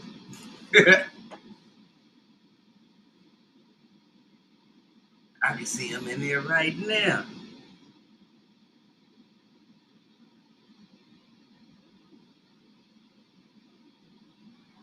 Main event must be next. We in the 8th round.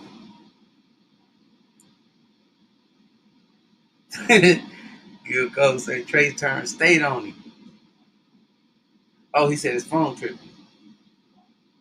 Oh, that's what that was. Talking to D Big.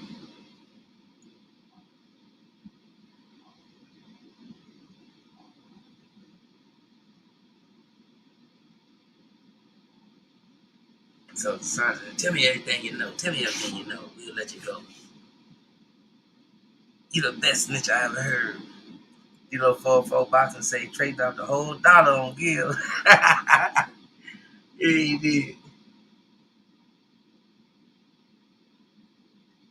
It was all Gil Cole. He said, I can't give you Marlo, but I give you Gil Cole.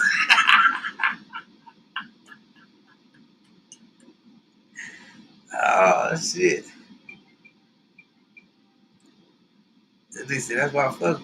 So the son said, that's why I fuck with you, Gil Cole. Say, I'm finna get this red nose possum fighting ring off the ground.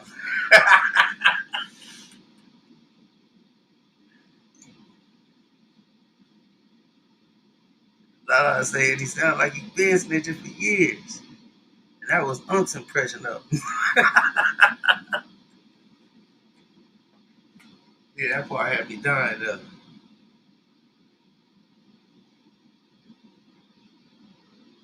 The unofficial scorecard, Steve Harwood got a 68-65 for Rivera. Sounded about right. I don't agree with the second month, right? I've been overlooking and turning my head a lot. Melrose laughing. Hey, yeah, that's on the new episode of Uncle Nephew Melrose. If you ain't check it out, it's on our recent video. Yeah, I still say Trey X went full Tekashi 6ix9ine on Gil.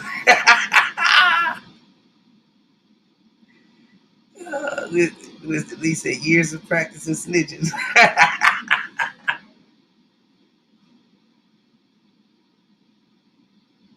Yeah, Uncle's cold. But the nigga said, I'm cool with Marlo. That motherfucker Trey X, he probably the best snitch ever. I said this nigga Trey a fool for this shit. He done turned Gil Cole's ass in.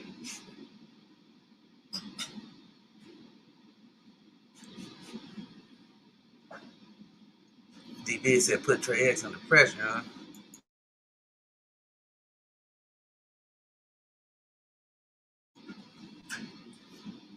Yeah, that shit crazy. I think we're going around now, y'all. 9 or 10.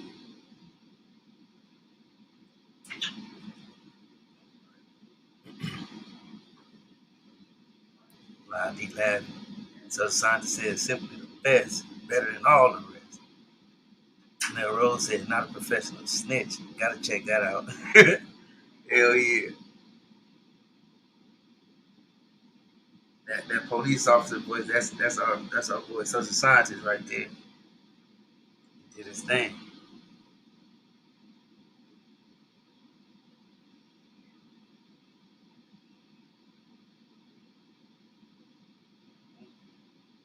I ain't see what around it was. Yeah. Nitty G, salute fam. What's good? Oh yep, it is round 9. Going to round 9.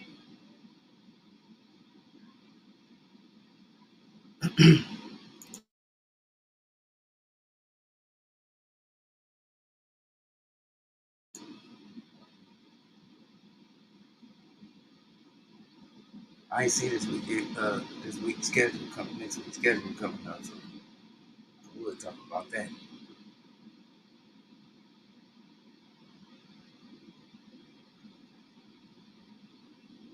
Yeah, Rivera might win this. Trey might get his 10 points. I don't know if he picked by decision of stoppage though. Everybody salute Billy G. 78-74 for Rivera on the unofficial card. Ain't no way he coming back from his head, leave it up to Steve Farley.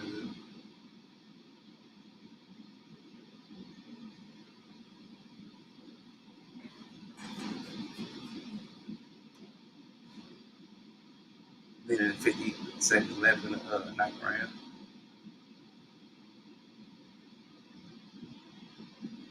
So Santos said Trey X snitched with the same energy he used to call him the fights with. All right, I'm back. I'm back. I'm back. How y'all talking shit? Talking about I'm a snitch. Hey, that was for a misdemeanor too. We was here talking about how you gave up oatmeal codes and shit. Yeah. I said that's cold. Got vivid imagination too. Yeah, man. We got some more shit on deck already, man, that we're working on.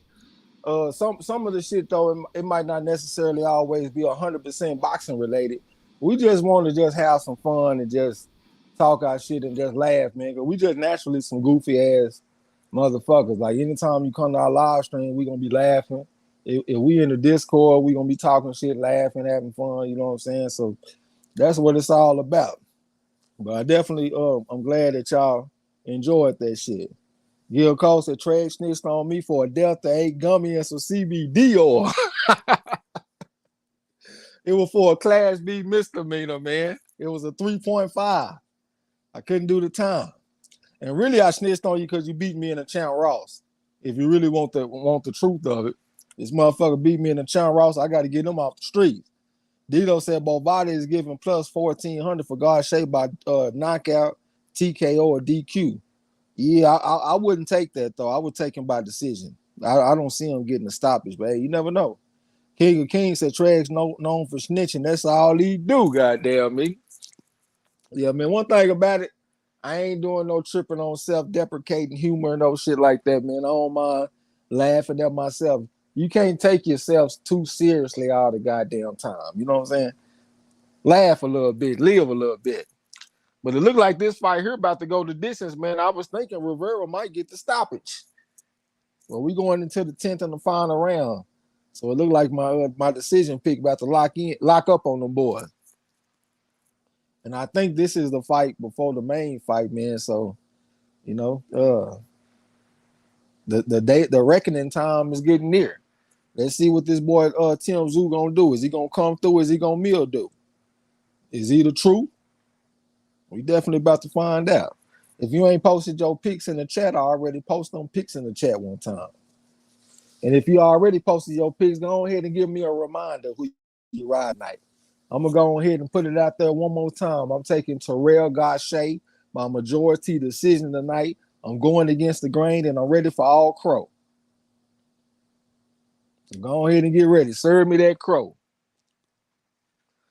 All right, we're attempting to find a round. Adorno trying to stand his ground a little bit. Said he's going to go the distance for his boy Trey X on the Champ Ross picks. Adorno trying to fight back to him and be game. He'll get some work in the future. Warzone say, keep doing what you're doing. Love, Uncle Nephew. Definitely appreciate that, bro. We definitely about to be more active on it and shit too, man. We got all kind of ideas and stuff. You know what I'm saying? Winston Lee said this nigga has a knot in the back of his high top fade. I ain't even noticed that shit. Derek Bailey said he got Gausha split decision. Let's lock in. D-Lo said if he lands what he landed on Clark, he can get his ass out of there. Yeah, he did stop Clark. How many rounds is that? About 4 rounds? 3 rounds? The Kane deal said I got Tszyu just because Trey got Gausha. This man say I'm the new age El Fenici. Just go against my pick and you're good. You do realize that I'm the reigning and defending Champ Ross champion, though, right? Lala D said she got Gausha. D-Lo said I picked Gausha majority decision on the Champ Ross. Let's lock in. Shit, the Bible say what 3 or more, 2 or more touch and agree, he in the mix. Let's lock in. DB and OG, Gausha, let's go. I hope this motherfucker Marlo ain't in here serving us all crow. Appreciate that super chat from my boy Gil Coles. Hey, but don't get to thinking I'm gonna take it easy on you on that Uno, boy. I'm still coming to whoop your ass. Hey, appreciate you, Gil Cole. Hey, I got my shit marinating right now. It's pro legs, but I'm making them look like lamb chops, so we're gonna call them pro chops. You know Yeah. just for this night here. Hey man, and another thing, if y'all like to play Uno, I like whooping people asses in Uno. So if y'all like playing Uno, let me know. And we can link up on Uno and I'll beat the brakes off you. D-Lo said it was 2 rounds. Okay. I don't know why this shit seemed like it was longer than that. Lala D said, check out Warzone Looney Tune cartoon. He is shitting on punk ass Cambosis. It's good. Y'all go check out Warzone cartoon. I know I had checked out one alone. It might have been like the first or the second one a long time ago. I ain't seen one in a while, though. I'm going to have to go check it out my own self. Salute the Warzone. Okay, we got 25 seconds left to go in this fight. Adorno look like he is a well-beaten man. Then got bees put on him, but he's still fighting gamely, though. He type of guy, he a game type fighter. King of the Kim folks, so here's some extra incentive for you, Trey X. I got Tszyu. Lock in, goddamn me. Oh, yeah, I got you, because that's El Fenici Part 2. Champ Ross said, Uno is a classic. That's what I play. I love playing Uno, man. I'm getting on your ass, too. Lala D said she like, when you don't want no smoke, man. I asked you, did you want to play a long time ago? You don't want no smoke on the Uno. You know what I'm saying? I ain't gonna do nothing but have you in there mad because I'm gonna be throwing shit at you all night, throwing them tomatoes and throwing them eggs and shit, and laughing at you every time you make a mistake. I'll be having them motherfucker bad as hell at me. As soon as the hand over, they just start lighting my ass up. Just throwing all kind of shit at my ass every single time. When it's the least said he in the class or something, what you smoking on over there, man? You normally got you, I can't think of what you say you be having in your glass. It be some kind of brown liquor though, and some kind of gas you be on. Okay, Michelle Rivera looked like he pretty happy with his performance. You look pretty energetic. Gil Cole said, y'all download the Uno app and get this work. Yeah, Gil Cole locked in with me last night. I didn't like it though because we couldn't play with other people. It was just me and him going against the computers and shit. So Gil Cole's 1-1, I 1-1, and the computer 1-1, each one 1-1. I like it better when we play with other people. King of Kings said we love Uno at the house with family. We be 10 deep and head to head every weekend. That's a classic family game. I swear that's one of them games that bring the family together. Shit, that's one of the good memories I got. We all get together and be playing Uno and talking shit, dropping them draw folds and color changing. Derek Bailey said, "Is Uno on the app?" Yeah, it's called Uno and Friends. I like the way they got it set up too, man. It's real simple to play, you know what I'm saying? But it's fun as hell. I'll be playing that shit for hours. I done been on there for probably like 2 weeks now. I already got like 500 likes. You know what I'm saying? As soon as I get on there, everybody be sending me requests because they know I'm coming to win. I'm coming to beat the brakes off your head. Winston Lee said he got some gelato on deck. That's an indica dominant hybrid and some Jameson. Okay, so he got some of them Jameson. The brother say he distinguished tonight. I ain't mad at you. Okay, both fighters in the center of the ring about to get the instruction. I mean the ruling from the judges and shit.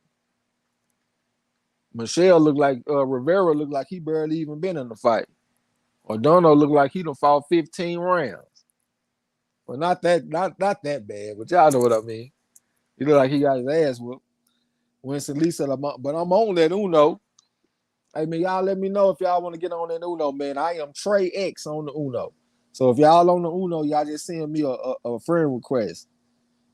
Derek Bailey said, I'll download and put my foot in some ass. All right, we gonna see.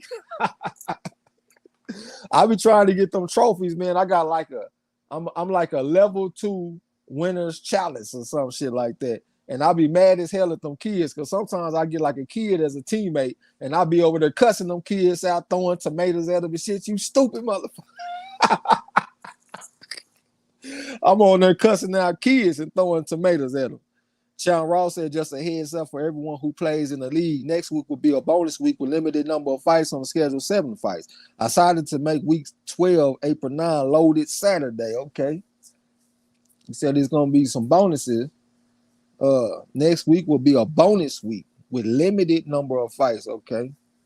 I don't even understand what you're trying to say. It sounds like just another week, but it only got 7 fights. What make it a bonus week? It sounds like he's gonna add more points. Like That's what it sounds like. Yeah, that's what it sounded like to me too. Like he had some extra bonus incentives or some shit. I would like if he elaborate on that a little bit because it sounds like I might have a chance to make up some ground. I got to at least catch Gil Coles. Okay, Rivera got the victory. He looked like he happy with his performance. He probably gonna be looking for a title fight coming up pretty soon. What y'all think about Michelle Rivera fighting for a title? Y'all think he ready? I think he got action. What about you, Ro? If Rivera fight for a title, you think he got action? Yeah, I definitely think he got action. I don't think he will do nothing spectacular, but I think he can keep himself in the fight. I think he's pretty good. Sean Ross say all the categories and standings are still up for grabs, so the bonus week will be the makeup ground. Yeah, I ain't got no action at the bonuses though. Shit, I think I only got like 3 or 4 bonuses all season. La D says she taking every bonus. Your ass gonna be at the bottom of the list like every week. Yeah, you just got done taking Velasco, and he went out there and got the brakes beat off his ass. So we ain't trying to hear about you, Miss Lala D. You need to at least crack the top 25, and then we might start listening. Derek Bailey said he thinks so. Warzone talking to Marlo said Unc be rocking all that great George Jefferson wig out there. Salute to my boy J Dog. What's going down? Say salute Marlo's corner track. Salute to the corner and everybody in the chat. Hey J Dog, can you answer this question for me, bro? Is it still Lions only? You know what I'm saying? Is that motherfucker still a lion? We might have to find another cat for that motherfucker. He like a serval cat or something. What you call him? A bobcat? Yeah, he a bobcat. He ain't no lion. He a mountain lion. Mountain lions only. See, because I only see one lion. That's Jamel Charlo. Chad Ross said I did not want to end the season on a short week of fights. I got you. J-Dog talking about hashtag Lions only. I think it's mountain lions only. That's what I'm saying. Mountain lions only for Jamal, but I'll say lions only for Jamel because he the one that's still acting like a lion out there. You know what I'm saying? Look at J-Dog. He mad now. Focus on Doodoo Andre. Andre the whoop mountain lion though. Mountain lions only. Eric R said lion and pussycat, yeah. Square business. John Ross said first week of season 12 will be Spence Ugas weekend. Yeah, I'm coming back with a vengeance. I'm putting everybody on notice right now. I'm coming back with something. Square business. I'm mad. I'm hot. I done got beat by 2 women, if I ain't mistaken. I saw some woman named Geneva or something, and there was another woman, Melinda, some shit, man, but I ain't happy about it. Square business. I'm coming back with stuff. And that's how I was acting last season. At the beginning of the season, I said, I'm taking it. And that's exactly what I did. So next season, I'm taking it. I'm coming back with something. I'm pretty sure I want to give Rivera call somebody out for a title fight or something. I know that's what he's looking for. Look at J-Dog. J-Dog said focus on Doodoo Andre. Yeah, I had read that shit. He mad. Derek Bailey said so. Brissette got knocked out and then moved up and got a new trainer. Oh, I thought you were saying he got knocked out by Nakathila. My heart jumped in my throat because Lala D picked Nakathila. I do not need her to get nothing. I need her to hold straight L's tonight. The Kane Deal said Jamal equals lion only. J-Dawg said Andre turned down a Charlo fight for Steven Espinoza. Man, y'all gotta keep on saying that same shit, man. I'm hearing some stories that shit might not even be true.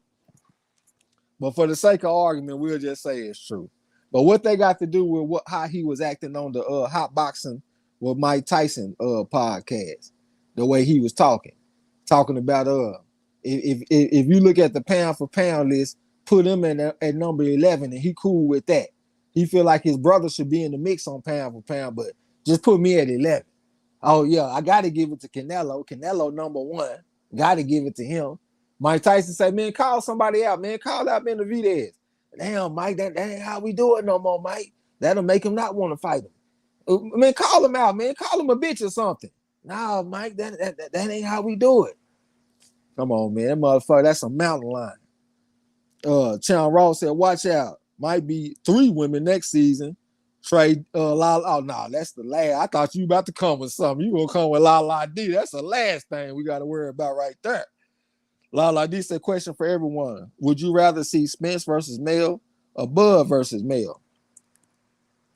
I'll take either one.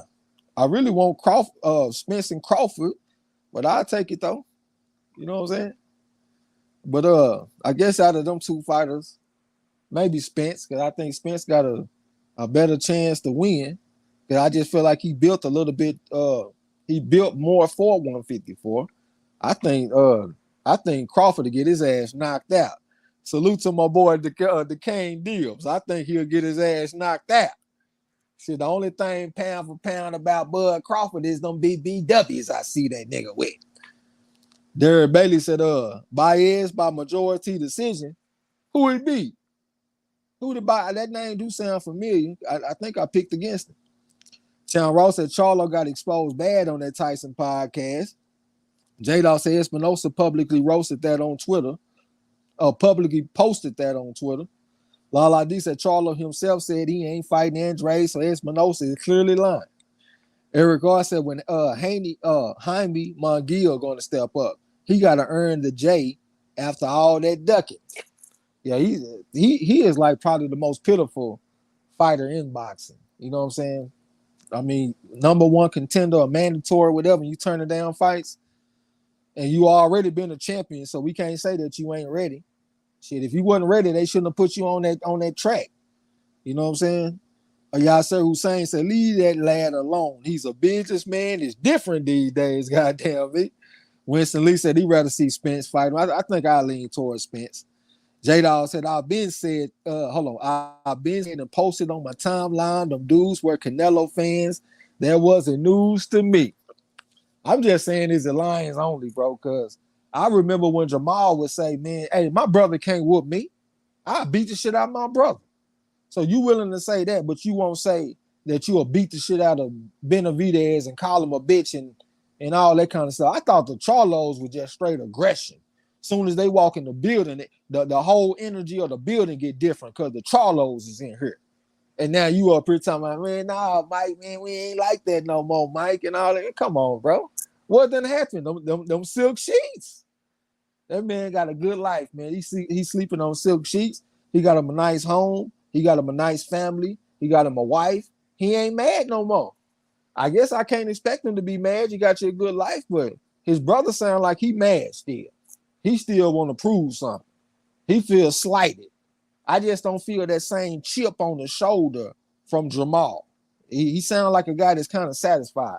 I ain't never heard a fighter say they put me at number 11 and I'm cool.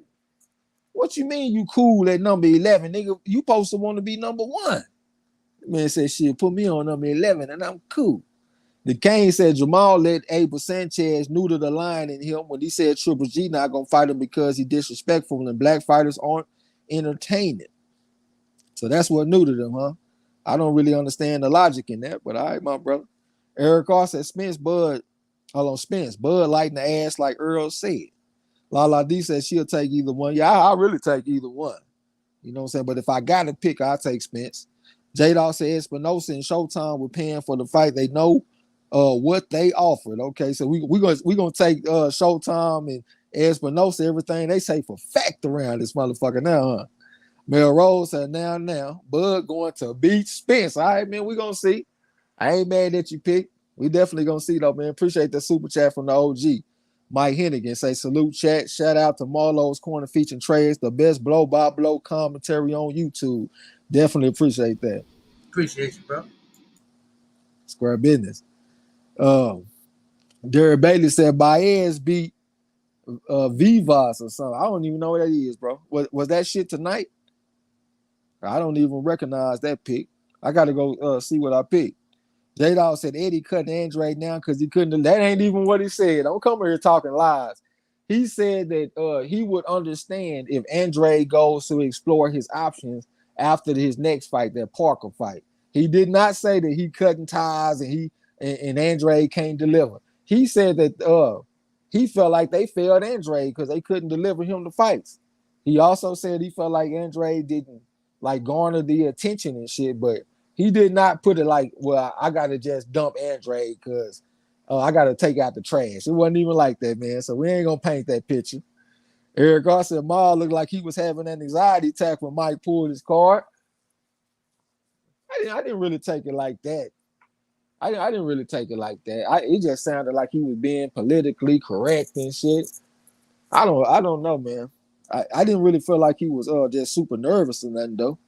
Mel Rose said Benavidez going to wipe out 168. You think Benavidez going to wipe out the division? It's just hard for me to get behind a guy with 15 amateur fights and say he's going to wipe out the division. King of Kings said, don't you dare disrespect Mountain Lion. Mountain Lions only.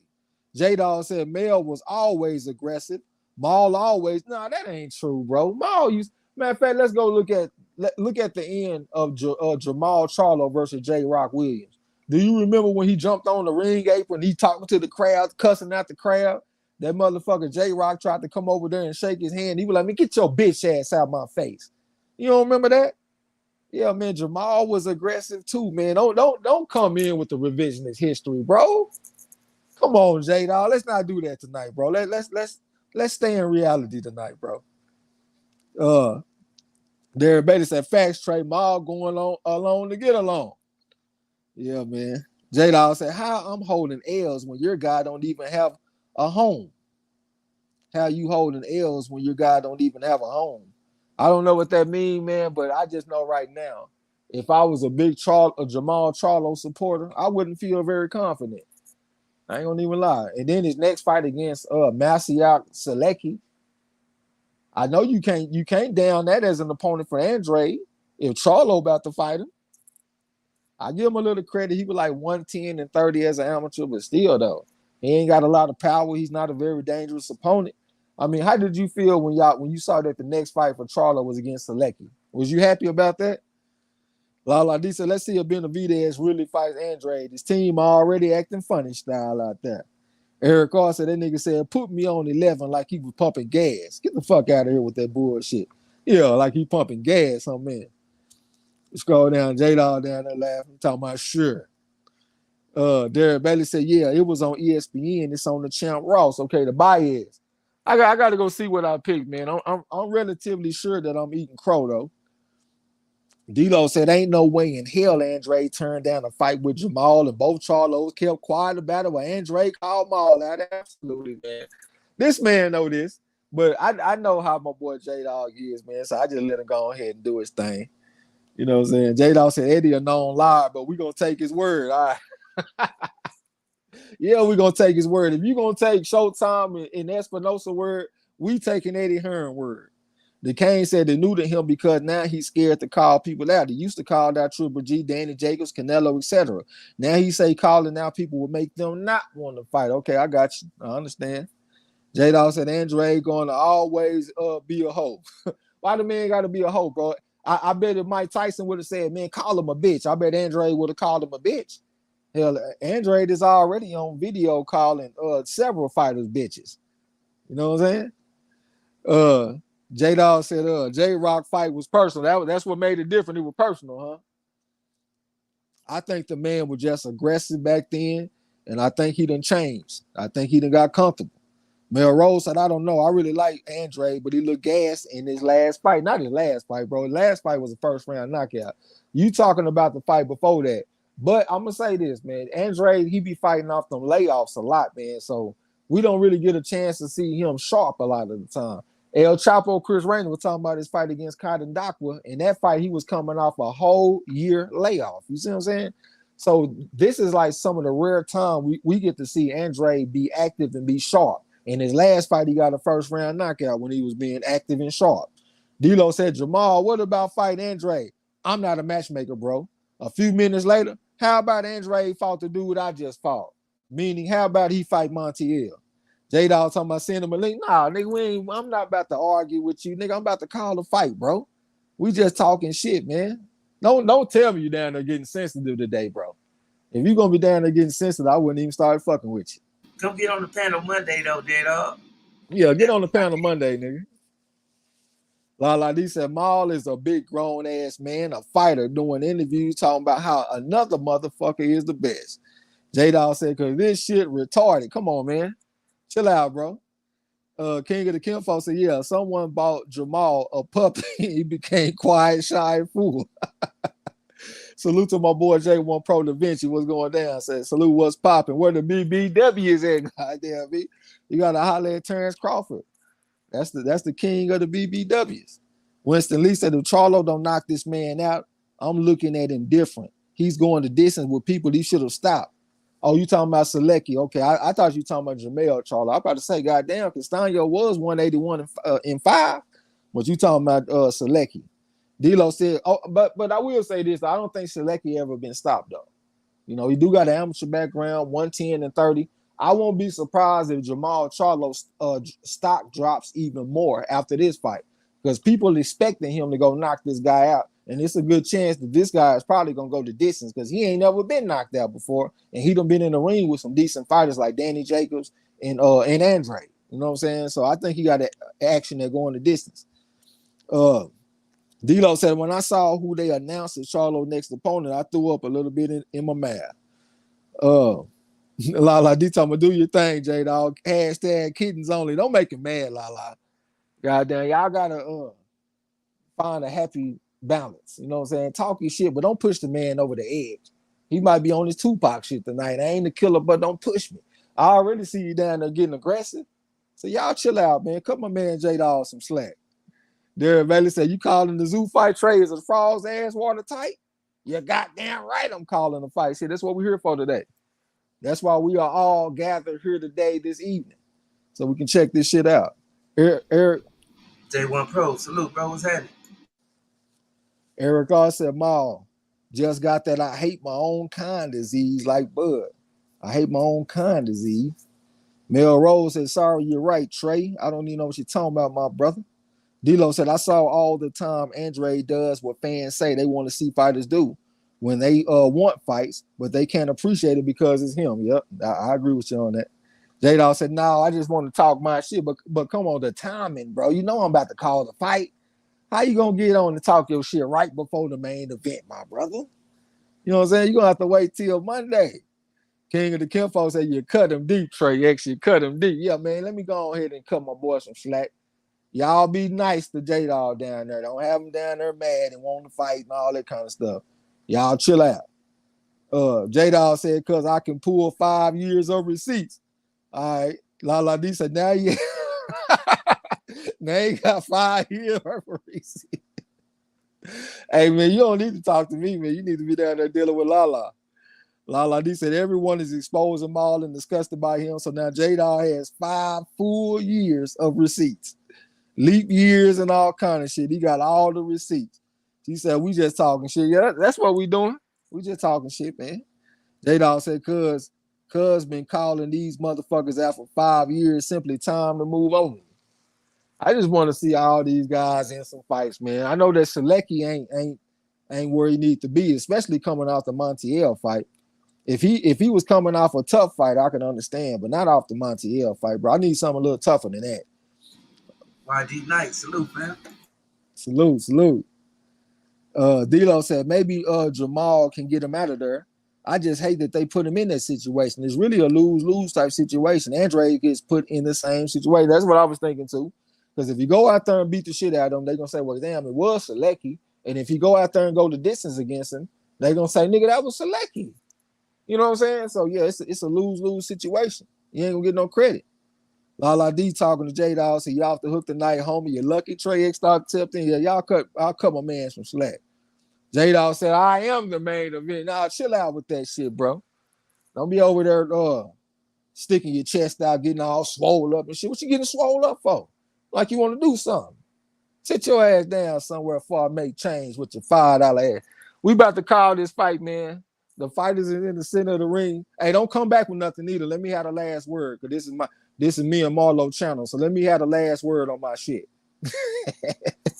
Well, we about to call the first round, man. The fighters have already got the instructions. We about to go in. Give me some water and shit. Make sure I got my headband. I got my shit ready to take scope. Okay, we're in the first round. Gausha come out sticking him with that jab upstairs and downstairs with the jab. He got his hands good, trying to find him with the jab again. But Tim Tszyu was staying cool and composed, showing decent defense in the high guard. Stiff jab from Gausha. Then he walked out, took a jab from Tszyu. Jab to the body from Gausha, and Tszyu came back with a jab. Stiff jab from Gausha. He spit the guard with this shit. Stepped in with a double jab this time from the orthodox. Saying, "There's Gausha. Let me find my rhythm." Jab from Tim Tszyu, trying to cut the ring off on Gausha.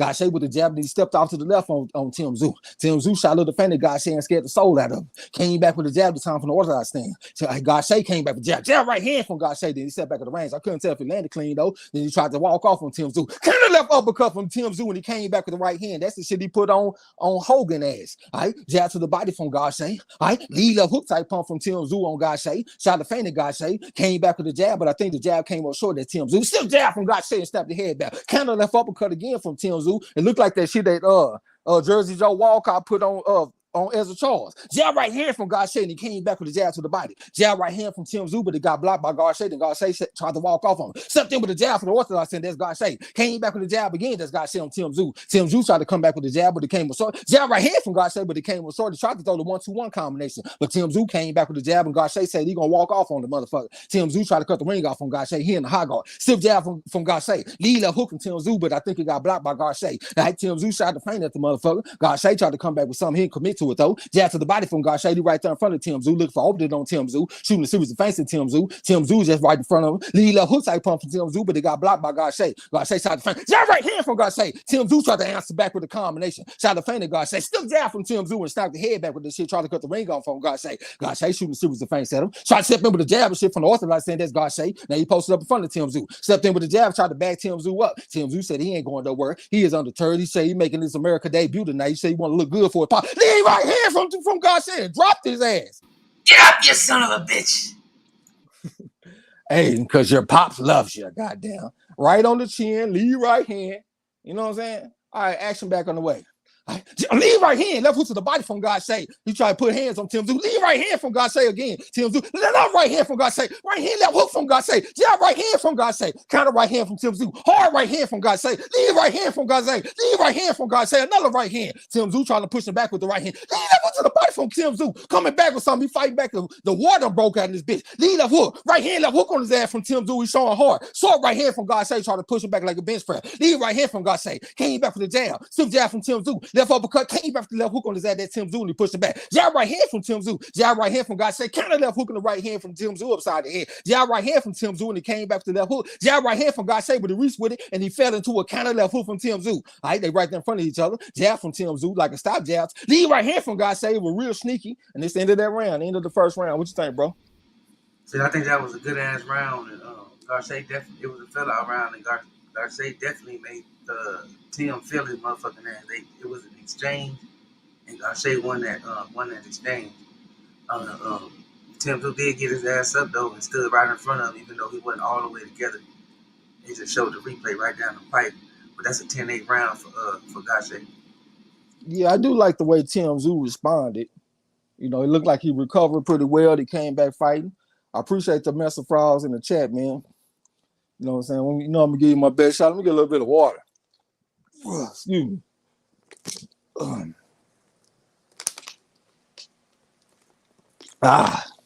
Nice lead right hand, straight up the middle. See, that's what you do with the high guard. Around the guard, straight up the middle, straight down the pipe. You know what I'm saying? It was nice. All right, here we go. We in the second round. All right, jab from Gausha, then he stepped back in the range on Tszyu. Tszyu was standing up straight, presenting a big target. Still jab from Gausha. Tszyu came back with somebody missing though. Now he's trying to control Gausha with the lead hand, but Gausha escaped that shit. Stepped in with the jab 1-2-3 combination on his jab from Gausha, and he stepped back in the range. It was a two-story combination: upstairs, downstairs, and upstairs. Here comes a jab from Tszyu trying to cut the ring out. Still jab from Tszyu. All right, jab from Gausha, but he missed it though. Came back with the jab again for the orthodox stance. He in the high guard. Over here, right type pump from Gausha. Tszyu came back with the jab, trying to push back. Jab right hand from Gausha. Jab to the body, right hand to the head. Came back with the jab again from the orthodox stand, trying to walk off from Tszyu. Tszyu trying to cut the ring off. Lead right hand, trying to put the pressure on Gausha. All right, Gausha shot a little feint, touched with the jab from the orthodox stand. Stepped in with the double jab. This time he got back on the move a little bit. Tszyu tried to cut the ring off. Still jab from Gausha. Still jab from Gausha once again upside the head. Tszyu just trying to stalk him, trying to cut the ring off from Gausha. All right, just he is threatening this motherfucker with his positioning. Tried to counter the jab. I think he tried to hit him with the counter left foot. Saw right hand from Gausha. Tszyu came back with the right hand. All right, jab from Gausha, and Tszyu came back with the jab over his own, but Gausha got his hands so good. Here comes a jab from Tszyu right in front of him. Gausha touched with the jab. Counter left hook type pump from Tszyu. I couldn't tell if it landed clean though. Jab right hand from Tszyu, but looked like he got blocked by Gausha. All right, Tszyu came back with the jab again, and Gausha said he gonna reset on him. He came back with the jab of his own. He had to move clockwise on the aspect of the ring. Shot the jab right there, got his hands good, posted up in front of Tszyu. Tszyu touched with the jab. He looking for opening on Gausha. Gausha tried to step in with the jab and push him back so he can get some space. Here comes a counter left uppercut type pump from Tszyu, but he missed it though. Lead right hand from Gausha, but it was kind of raggedy. He tried to come back with the jab to the body. body from the orthodox stand. Stepped in with the jab right hand from Tim Tszyu to the body on his ass. He was anticipating the jab from Gausha, tried to slip it. Gausha came back with the jab again after Tim Tszyu shot the jab at third. Lead up hook from Tim Tszyu, but I think it got blocked by Gausha. Slip jab from Tim Tszyu and snapped the head back. Gausha came back with the jab at the time, a little bit of head movement, a little bit of shoulder movement. Stepped in with the jab, got his hands good. Tim Tszyu trying to keep him at bay, trying to maintain that range. Right hand from Tim Tszyu, kind of right hand from Gausha, and Tim Tszyu tried to come back with something. Tim Tszyu stepped in with the jab again. Jab right hand from the Gausha, tried to walk off on him. Tim Tszyu came back with the left hook. Right hand to the body from Gausha, and he back upstairs with the jab on his ass. He's gonna box this motherfucker up in this round. Jab right hand, left hook to the body from Tim Tszyu. Looper right hand from Tim Tszyu. He looking more assertive in this round. Jab from Gausha, and Tim Tszyu came back with something. Tim Tszyu came back with the jab again. Trying to peel down the lead hand the way Lomachenko be doing to hit him with the looper right hand from the orthodox stand. Trying to come back with the right hand this time. He didn't pull the trigger. Kind of left uppercut from Tim Tszyu. I don't think he landed clean though. Jab from Gausha. Right hand to the body from Gausha. Tim Tszyu pushing back with the slip with the lead hand. Trying to peel down the lead hand and come back with the loop right hand. Left hook to the body from Gausha on this goddamn man. Tim Tszyu stepped in with the jab. He looked for opening. Trying to come back to the right hand. 1, 2, 3. Came back with a 33. Touched with the jab. Overhand right type punch. That's Tim Tszyu. He looking way better in this round. Still jab from Gausha. Still jab from Gausha. Tim Tszyu trying to keep him at back. He gonna jab with the right hand from Gausha trying to back him up. Tim Tszyu with a 2-3 type combination trying to back him up to the ropes and shit again. Trying to come back with the left hook, but Gausha ducked up under it. Still jab from Tim Tszyu. He looking real strong in this round. Trying to come back with the left hook and extend that round. What you think, bro? I like Tim Tszyu that round. I think he landed the more telling, powerful shots. He was working off the jab. Even though it wasn't a separation round, Gausha was in the fight. He was landing some shots himself, working off the jab. But I think the more harder telling shots off the jab was Tim Tszyu. Yeah, I think his positioning too, like he coming forward, being real aggressive. I think that's gonna make a mark on the judges and shit. Appreciate that, Mr. Frauds in the chat, man. Salute to the OG Ernest Davis. What's going down, man? We appreciate you coming through. Salute, fam. That's for our business. So we got it 1-1, tied up, but the knockdown got it in favor of Gausha right now. Y'all post them how y'all scoring the fight too. I see Winston Lee got that 10 round for Tszyu. YG Knight said, Tim, lucky this guy don't go to the body more. Okay, we're in the third round.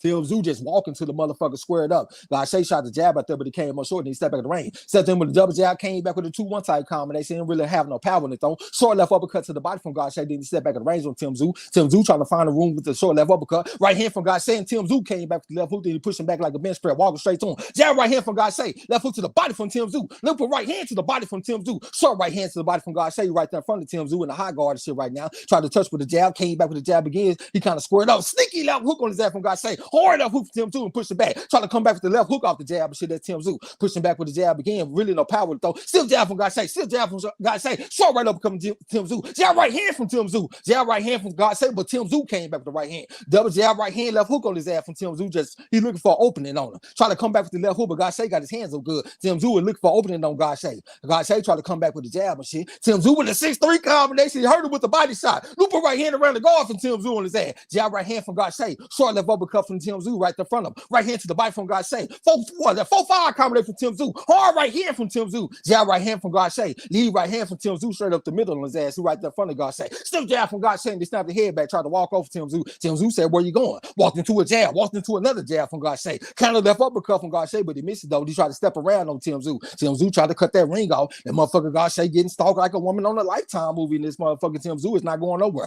Trying to peel down the lead hand and come back with the right hand. Gausha just rushed in and tried to initiate the clinch.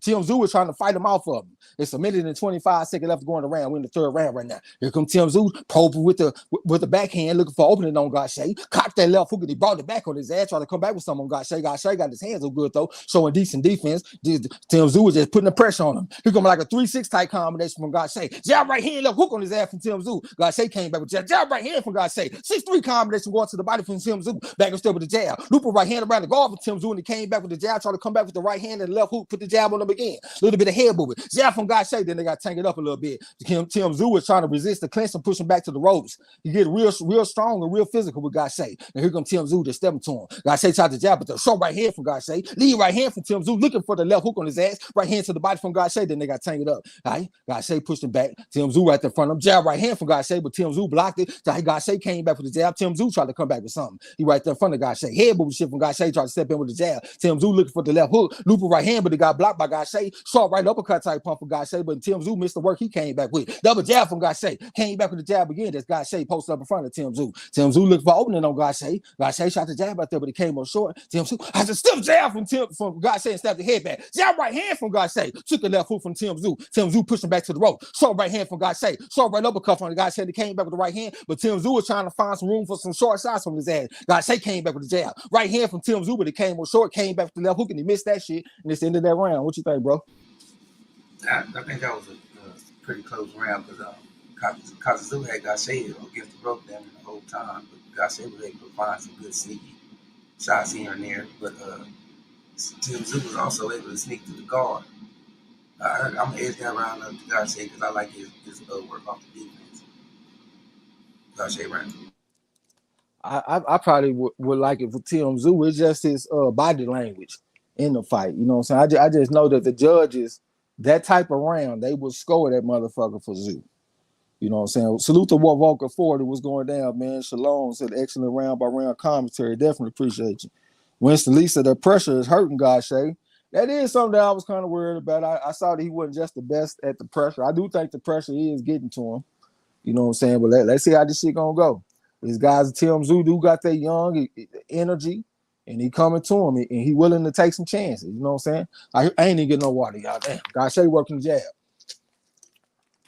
Working the jab again, trying to walk off on Tszyu, but Tszyu trying to cut the ring off. Double jab from Gausha from the orthodox stand. Try to come back with the hook off the jab. All right, here comes Tszyu trying to find it with the jab. Try to counter the jab this time. That Tim Tszyu trying to cut the ring off. He real squared up and shit. All right, Gausha posted up in front of him trying to find it with the jab. Tim Tszyu came back with the jab. Came back with the jab again. Right hand and the jab from Gausha. Jab right hand to the body from Gausha. All right, went to the body with the jab this time from the orthodox stand. That's Gausha. Tim Tszyu still trying to cut the ring off. Lead right hand type pump from Gausha. And he came back with the jab from the orthodox stand. All right, went to the body with the jab this time with the head off the center line. That's Gausha. All right, Tim Tszyu just right there in front of him, look for opening. Gausha tried to step in with the jab, but it was kind of sneaky. Came back with the jab again for the orthodox. That's Gausha. Jab right here from Gausha on this motherfucking ass. Came back with the jab again. That's Gausha. All right, tried to feint, tried to come back with the jab again, but I think he came with short this time. This Gausha came back with the jab. Came back with the jab again. This Gausha said he gonna put the boxing on his motherfucker this round. Short right hand from Gausha. Tim Tszyu came back with the left hook. Right hand from Gausha. Then he walked off from Tim Tszyu. Short right hand from Gausha again on his ass. Said he gonna shine on him in this round. Trying to find him with the jab and shit from the orthodox. That's Gausha. Tim Tszyu still trying to put that pressure on that motherfucker though. Said this is some Mexican style type shit from down under. He right there in front of him trying to put the pressure on this motherfucker. Head boobing the shit from Tim Tszyu a little bit. He kind of stiff in the back. Short right hand from Gausha to try to come back with something. Kind of left hook from Tim Tszyu. Look like he hurt Gausha with that shit too. Try to find him with the right hand. Gausha got back on the jab and shit. He posted up against the ropes and he said, fuck that. Let me get on the move and reset on him. Right? He posted up in front of the neutral corner right now. Trying to find him with the lead left hook, but he came up short. Tim Tszyu is all over him. Gausha stepped in to initiate the clinch. He tried to put a tight grip on this motherfucker, but Tim Tszyu just fought out that shit. He pushed him back to the ropes. Short enough uppercut for Tim Tszyu, and down goes Gausha. The referee that slip. Down. Yeah, I think the left hook is what caused that. Gausha looked like he cool though, so maybe I'm wrong. All right, here comes Tim Tszyu. He's trying to jump on Gausha. Gausha trying to initiate the clinch, holding on tight for dear life. We got 58 seconds left going around. Here comes Tim Tszyu walking to him squared up, looking like SpongeBob SquarePants. Just walk to him. Lead right hand from Tim Tszyu. He's looking for that left hook to the body. That's what he wants. He putting all kind of club and shots and shit on him right now, but not a lot of power, but he's scoring right into the body from Tim Tszyu. We all over Gausha right now. Short right uppercut from Tim Tszyu. Right? Touch him with the jab. Then they got to take it up. He put the forearm in his neck this time, so he resisted the clinch from Gausha. Right hand to the body from Gausha. We kind of sneak. Short right hand from Gausha, and they followed through with the elbow, and he came back with something. But Tim Tszyu is all over. Left hook, right hand on left hook, right hand, left hook on his ass from Tim Tszyu. Lead right hand, left hook to the body. Look for right hand from Tim Tszyu trying to beat the hell out of him right now. Got him up against the ropes. He looked like he's trying to be methodical with it. The overhand right type point. That shit didn't feel good. Gausha tried to come back with something. Right hand to the body from Tim Tszyu. He started to put beats on you, Gausha. I jab from Tim Tszyu. Gausha touched him with the jab. Tim Tszyu looking for opening, trying to put hands on him. He didn't land that right hand that time though, and it's ended that round. What you think? I think that was a Tim Tszyu round from the jump to the end. I think that should have been a knockdown because it was a short shot. I think to the body that hurt him, man. You could tell he was hurt because he started to clinch afterward. But Tim Tszyu round. Yeah, it was like a sneaky left uppercut that split the guard. You know, you come up the middle, come around the guard. It looked like a sneaky left uppercut straight up the middle. Winston Lee said Tszyu finished the round right. He did. because I thought Gausha started the round off pretty decently, and then Tszyu just took over. You see the replay? See the replay? No, I wasn't even paying attention. Let me see. It didn't land clean up, man. It looked like he got blocked by the glove. Good call by the ref. Yeah, I don't think that was a knockdown. Who said that shit wasn't no knockdown? YG Knight said that shit wasn't no knockdown. Yeah, that's a good call. I ain't getting no water. All right, we're in round 5. Here come Tszyu. Gausha shot the jab at third. Try to come back with the jab again. Push him back with a double jab. The time from the orthodox stand. That's Gausha. Got his hands good. Spit the guard with the jab. Got his head off the line and came back with the jab again. Double jab. Still jab from Tszyu. Like he came back with a power jab. Here comes a jab from Gausha. Tried to hook off the jab. That's Gausha. Jab right hand. Came back with the jab again. That's Gausha from the orthodox stand. Right hand left hook to the body from Gausha. Lead right hand from Gausha. Tszyu with the 2-3 combination. Gausha ducked up under it. Came back with the left hook. But Tszyu is just all over. He is not going nowhere. Right hand to the body from Tszyu. Right hand to the body from Tszyu again. Overhand right from Tszyu when he hurt the motherfucker. The check engine light came on. Gausha didn't go down though. Left uppercut from Tszyu. Overhand right. Overhand right again from Tszyu. Gausha stepped into initiate the clip, but Tszyu was fighting out that shit. Right hand, left hook, right hand on his ass. Pushed it back to the rope. Cocked that left hook, brought it back. Right uppercut, right uppercut, right uppercut again, but he missed that one though. Left hook to the body. Right hand to the body. He all over Gausha. Put the beat the brakes off. Gausha, get your ass off the ropes, man. Why you sitting up here trying to man up? Hard that hook from Gausha. Came back to the left hook again. That's Gausha. Then he stepped in to initiate the clinch. He looked like Devin Haney when he fighting against that Linares motherfucker. It's a minute and 50 seconds left to go in the 5th round. Here come Tszyu walking to him squared up. Lead right hand. This motherfucker SpongeBob ain't never fought this hard. Left hook to the body from Tszyu. He's trying to put hands on Gausha right now. Gausha, you got hard left hook from Tszyu. Hard left hook from Tszyu. Gausha had to get his ass up out of there. He beating the amateur background out, my man. Right hand to the body from Tszyu. That body, that amateur record don't mean shit, Trey X. He putting hands on this boy. All right, the referee just came and broke him. It's a minute and 26 seconds left to go in the 5th round. Here comes Tszyu just walking to him, squared up, looking like a mummy in this motherfucker. Just trying to get him up against the ropes and put some punishment on him. Right hand to the body from Gausha. He's trying to show some heart. Looping right hand from Gausha. Jab right hand from Gausha. But Tszyu was coming back with something. Gausha trying to fight off the ropes, and he stepped in to initiate the clinch. He said his amateur background is showing up because he know how to survive. And here comes Tszyu just stepping to the right hand to the body from Tszyu. Around the guard. He got him up against the ropes looking for opening. Gausha said, fuck that. Let me reset and get my ass up out of here. Jab to the body from Tszyu on his ass. Overhand right side pump from Gausha, but he missed it. Counter right uppercut Tszyu, but he missed that, and he pushed him back to the ropes with a jab. Double jab from Gausha. Short right hand from Tszyu, and Gausha came back with a jab. Tszyu with the double right hand came back with the left hook on his ass, trying to pull down the guard and come back with the left hook. Pull down the guard, right hand, left hook to the body. But Gausha came back with a 3-punch combination. Took a right hand from Tszyu. Lead right hand from Gausha. 2-punch combination from Tszyu. Right hand to the body from Tszyu. Trying to find some room for some short body shots on his ass, but Gausha trying to fight back a little bit. Then they got tangled up. Gausha put the clamps on the man. The referee just went and got the jaws of life to get him off of Tszyu. Tszyu trying to find an opening with the left hook. Right hand to the body from Tszyu. Them body shots are starting to add up, man. He just draining all the gas out the man battery, man. Short left hook from Gausha trying to get his ass up out of there. Overhand right side punch. Counter right uppercut from Tszyu. It looked like what Canelo had landed on Billy Joe Saunders. Then they got tangled up. Short left hook type pump from Tszyu. Lead right hand from Tszyu. Left hook to the body, right hand to the body. And it's the end of that round. What you think, bro? I think Gausha started off pretty good, but that counter changed the whole fight, man. Had him spending his time on the guard, holding, just taking hard shots. He tried to come up out of it and let his hands go, but he was getting counted real heavy. Tszyu round. Yeah, that shit could down there felt like a 10-8 round. Excuse me. God damn, another round for Tszyu. This fight looked like we were starting out looking like some geniuses. And then this boy getting his ass whooped now real bad. I guess when a motherfucker 11-1 favorite, it means something, but at the same time, Little B-Haw was a 30-1 favorite, and he went out there and got a gentleman sweep on his ass. Appreciate y'all, man, in the chat, man. Appreciate it if everybody hit the like button and subscribe if you haven't, you know what I'm saying? Square business.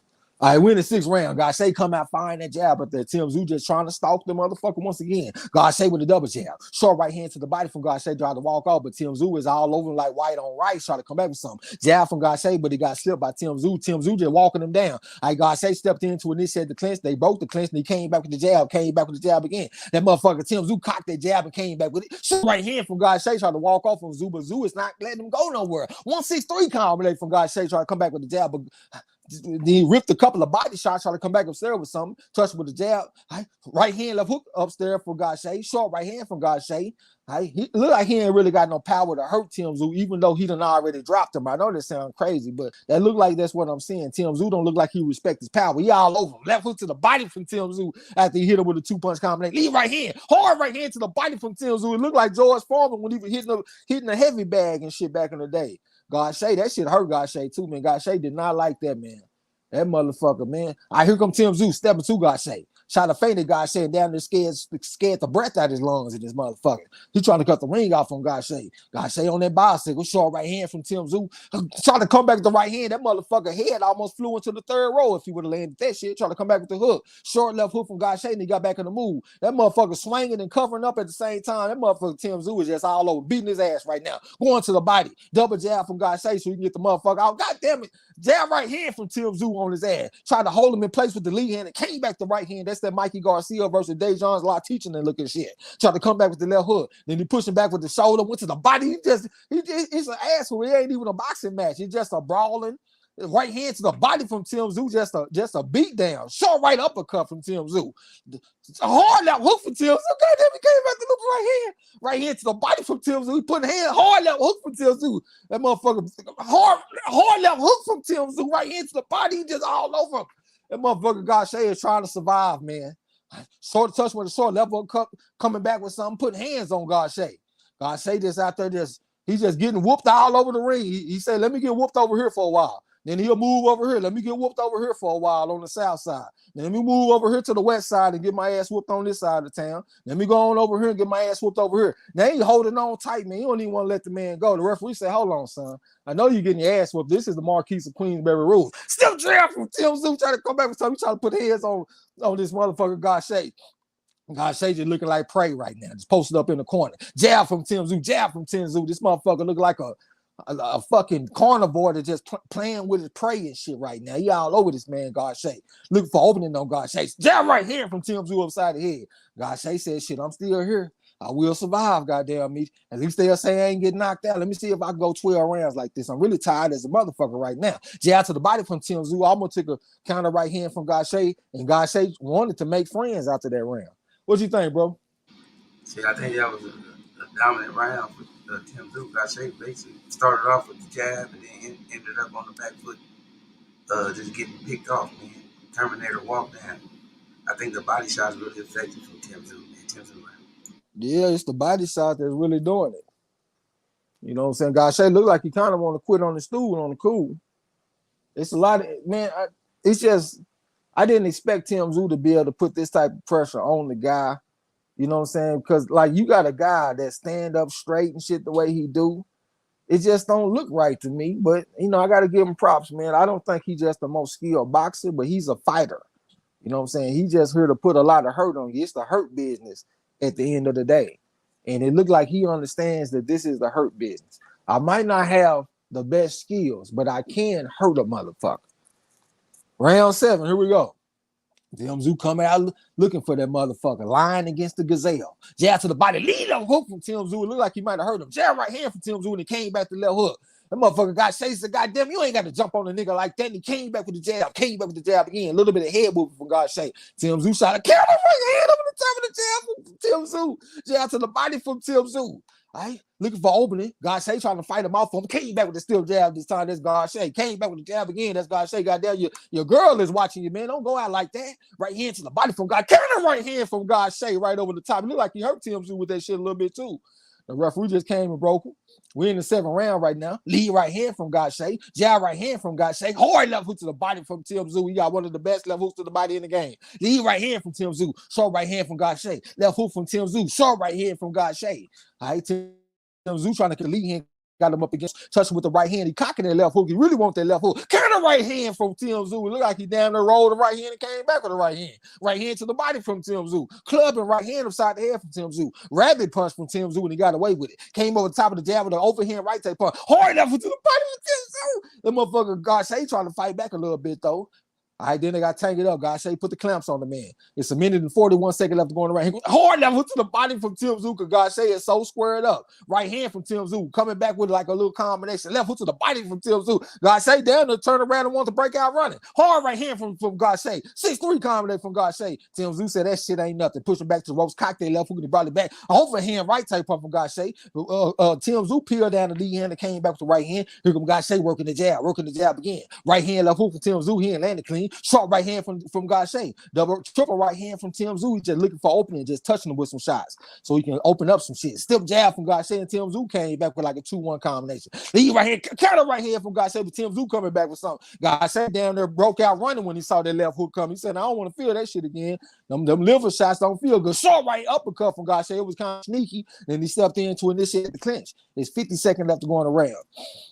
Here come a 6-3 combination from Gausha. Lead right hand from Tszyu. He's all over. Short right uppercut on his ass from Tszyu. Pushing back with the shoulder. Came back with the left hook and the looper right hand. That's Tszyu. Short right uppercut from Tszyu. The motherfucker Gausha had to get her out of there. Tried to walk him into a left hook. What was that? I don't even know what kind of combination that was from Tszyu, but it had like 4 uppercuts, and he came back with all kind of hooking type shots. Gausha trying to fight back, but Tszyu said this shit is futile. Your motherfucking extermination is imminent.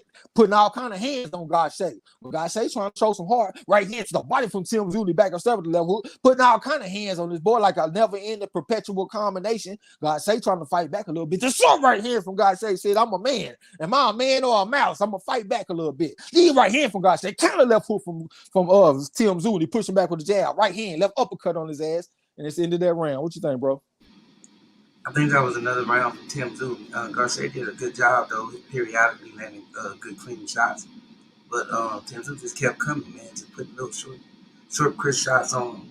The body work was effective. I got to give Tszyu that round. Another round for Tszyu. I see Chad Ross said, Trash, you hit on the pick, goddamn me. I got me 2 bonuses. I got 2 bonus on your motherfucking ass. I appreciate the message files in the chat, man. Appreciate it for everybody. Hit that like button and subscribe if you have it. You know what I'm saying? I try not to say it too much. Don't want to flood the airways with it. This is a pretty decent fight, though, man. I'm enjoying this shit. Tszyu is showing that he got something. I'm still not convinced he'll just beat the top guys in the division, but he's showing me that he's better than I gave him credit for. You know what I'm saying? He's dominating. The Kane Deal said your motherfucking extermination is imminent, y'all. It's imminent. Yes. It looked like he ain't gonna go the distance. All right. Short right hand from Gausha. Ain't getting no water. Short right hand from Gausha again, like a 1-2 combination. Tried to come back with the uppercut from too far away. It took a left hook and then took a stiff jab from Tszyu. All right, that right hand from Gausha and he came back to the left hook. That's what I'm talking about. Fight back in this motherfucker, man. Shit, have some honor. Tried to come back with the jab and shit from the orthodox stand. Lead a hook from Tszyu, but Gausha was holding the phone. Right hand from Gausha. Counter right hand to the body from Tszyu. The motherfucker tried to fold him up like a roly-poly. He say I take a 6-foot nigga and make him 3 feet. I'll fold your ass up out here. But Gausha trying to fight back though. Double left hook from Tszyu. Gausha came back right hand. Counter right hand from Tszyu again. See, that's like the second time he done rolled the right hand and came back with the right hand. So he got a little bit better skills than what I was giving him credit for. All right, here come a jab from Gausha. Tszyu is all over him though, trying to find the opening. Gausha shot a little faint at the motherfucking got some space. Still jab from Tszyu on his ass. Right? Jab from Gausha. It don't really look like he got a lot of power on it, though. He right there in front of Tszyu. Look for opening on. Came back with the right hand, but I think he got blocked by Tszyu. Jab right hand from Tszyu. I couldn't tell if he landed clean, though. Jab to the body from Gausha with his head out the line. Right? Try to push him back with the lead hand a little bit. Jab to the body from Tszyu. Counter right hand from Gausha. I don't think it landed clean with no power, though. Jab to the body from Tszyu, trying to fold him up. Jab to the body from Tszyu again. Jab to the body from Gausha this time was good for the goose, good for the gander. He back up there with the jab. Tszyu shot the faint, the motherfucker scared the soul out of him. Jab to the body from Tszyu. He just focusing in on stabbing the man to the body. Just keep on stabbing him to the body. Jab from Gausha. My bad. Let me find my rhythm. Lead right hand from Tszyu on his ass, trying to come back with the jab. He look for opening for that left hook. Right? These are just rehearsal type shots. Carry the left hook from Tszyu went to the body with the right hand. Gausha trying to fight back though. Tszyu just looking for opening for that left hook, trying to roll the right hand and come back with the right hand again. Right hand to the body from Gausha, but Tszyu came back with all kind of unorthodox looking shots, just all over him, just fighting him. For hard left hook to the body from Tszyu, that shit didn't feel good. Pushed him back with the lead hand, got him up against the rope. Short right here from Gausha, then he stepped in to initiate the clinch. Tszyu was banging him to the body. He is not being kind on the inside. He's getting frustrated because the motherfucker want to do all that holding.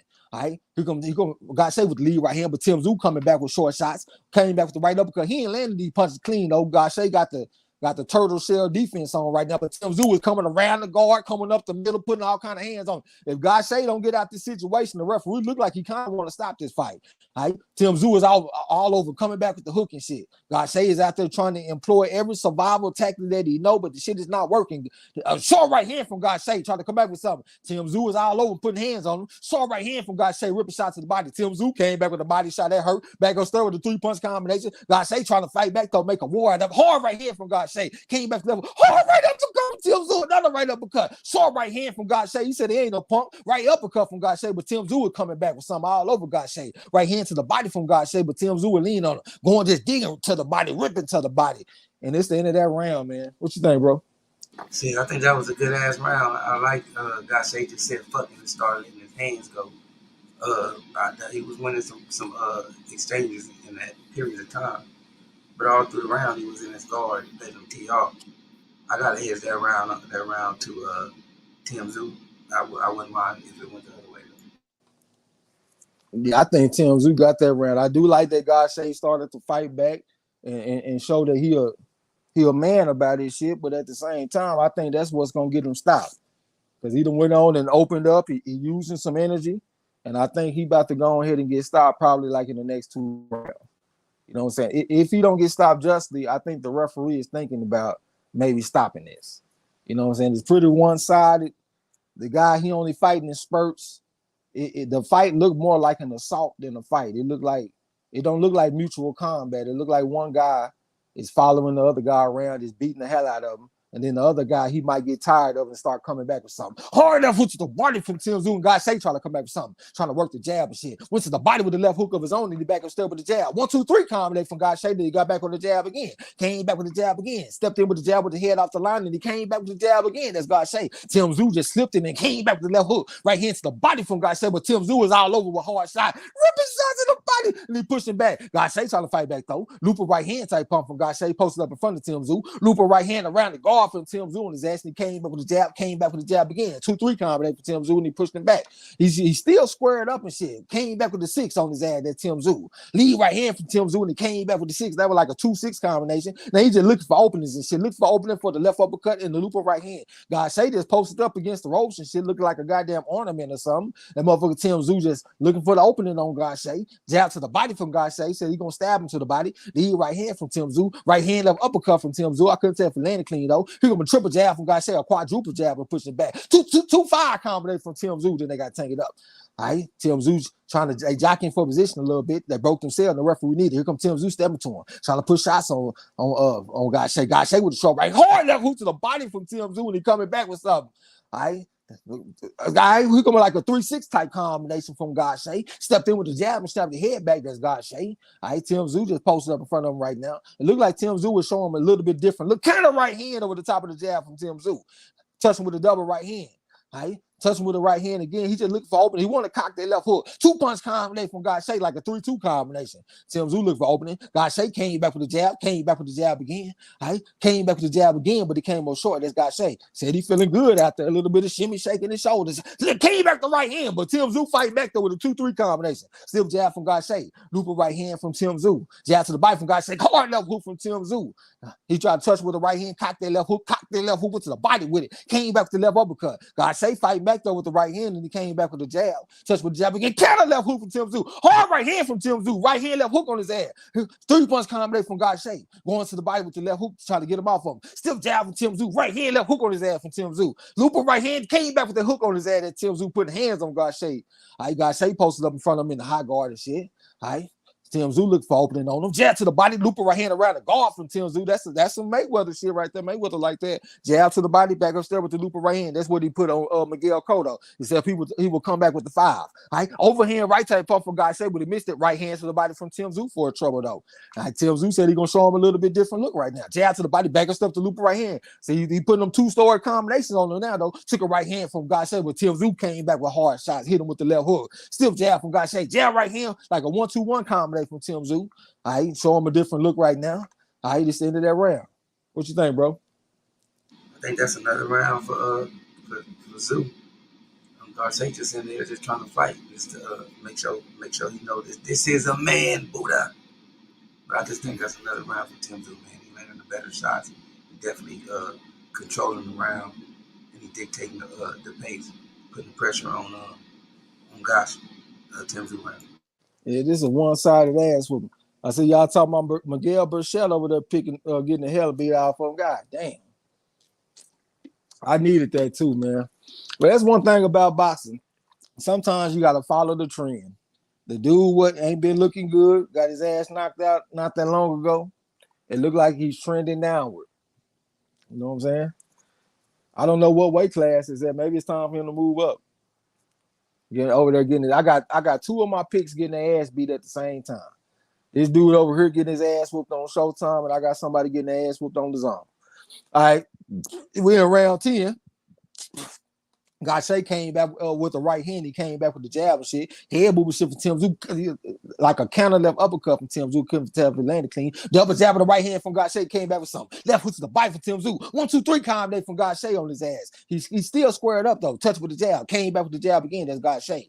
All right, and motherfucker Zook, all right, jab from Gausha with his head off the line. He came back with the jab again. Tszyu tried to come back with something. I ain't gonna lie, this is not an easy fight for me to call, y'all. That's why my rhythm is so fucked up, because the way they fight is kind of strange to my mind. You know what I'm saying? But here comes Tszyu with the looping right hand type punch. 1, 2, 3 combination from Gausha. Came back with the jab again. Tszyu cocked that left hook, brought it back, and he coming back with shots on Gausha. Gausha trying to fight him back. Right hand left hook for Tszyu, trying to come back with something, but he just touching him with these shots though. Really no power on it though. Try to come back with the double left hook and the right hand on Gausha. Gausha had to get up out of there. Lead right hand from Tszyu, trying to come back with something. 6-5, 6-5, 6 combination from Tszyu. Then they got tamed up. Try to go to the body with something. All right, here comes Tszyu, touch with the jab. Came back with the right hand. Saw a right uppercut type punch. Really no power on it though. Came back to left uppercut. Came back to right uppercut on his ass. Touched with the right hand.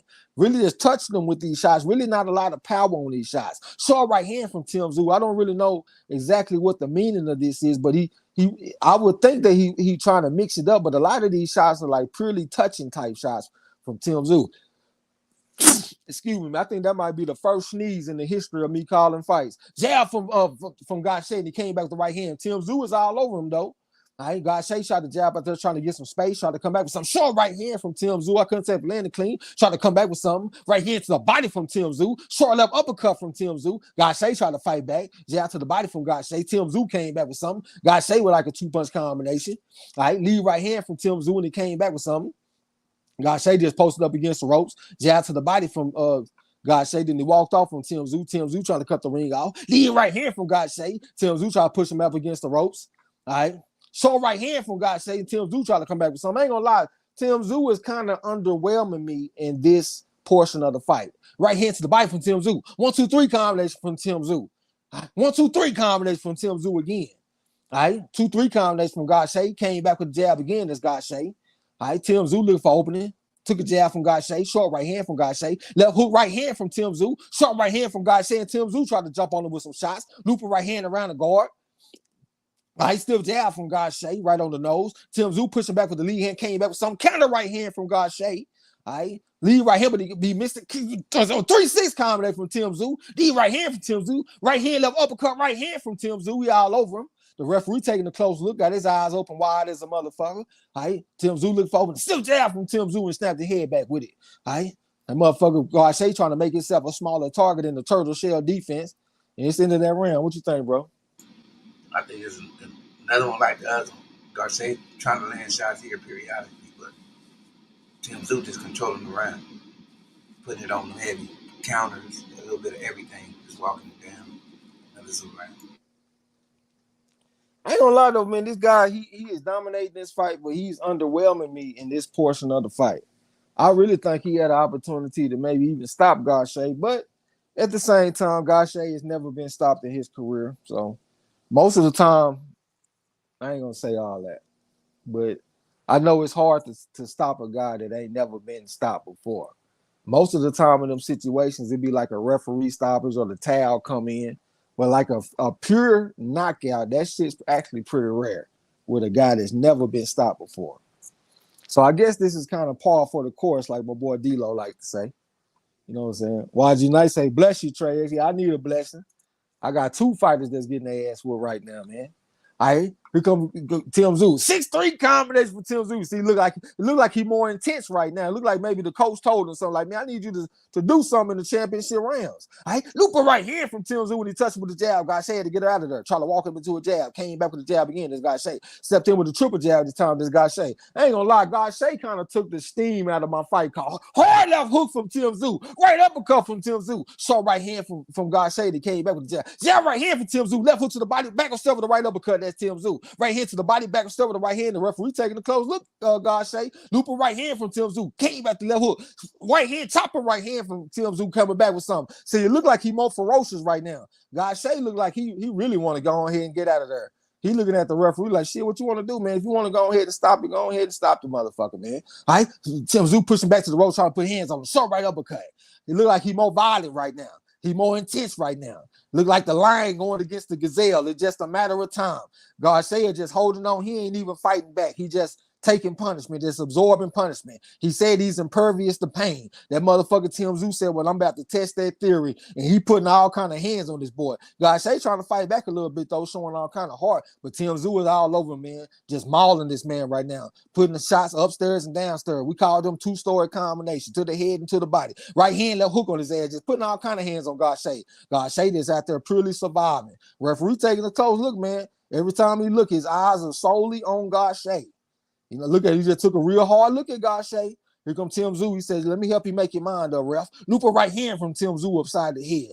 That motherfucker Gausha said, I'm just going to stay in my square. Came back with the right hand. Left hook to the body for Tim Tszyu. Left hook to the body from Gausha. Jab to the body from Tim Tszyu. Right hand to the body from Tim Tszyu. Now here comes Gausha trying to fight back, showing all kind of heart. All right, jab right hand to the body from Tim Tszyu when he backed him up. Short left hook from Gausha. That's the last flicker on the flame of the counter before it go out. Right hand left hook to the body from Tim Tszyu, but Gausha tried to come back with the right hand. Here comes a 3-6 combination from Gausha. Lead right hand from Tim Tszyu, trying to come back with something. Coming back to the left hook on his ass. Chopping right hand like a slapping right hand from Tim Tszyu. All right, here comes a jab from Gausha. Came back with the jab again, this Gausha. Right hand to the body from Tim Tszyu and bouncing off the ropes like WWE. Trying to come back with something. Right hand from Tim Tszyu, the referee looking.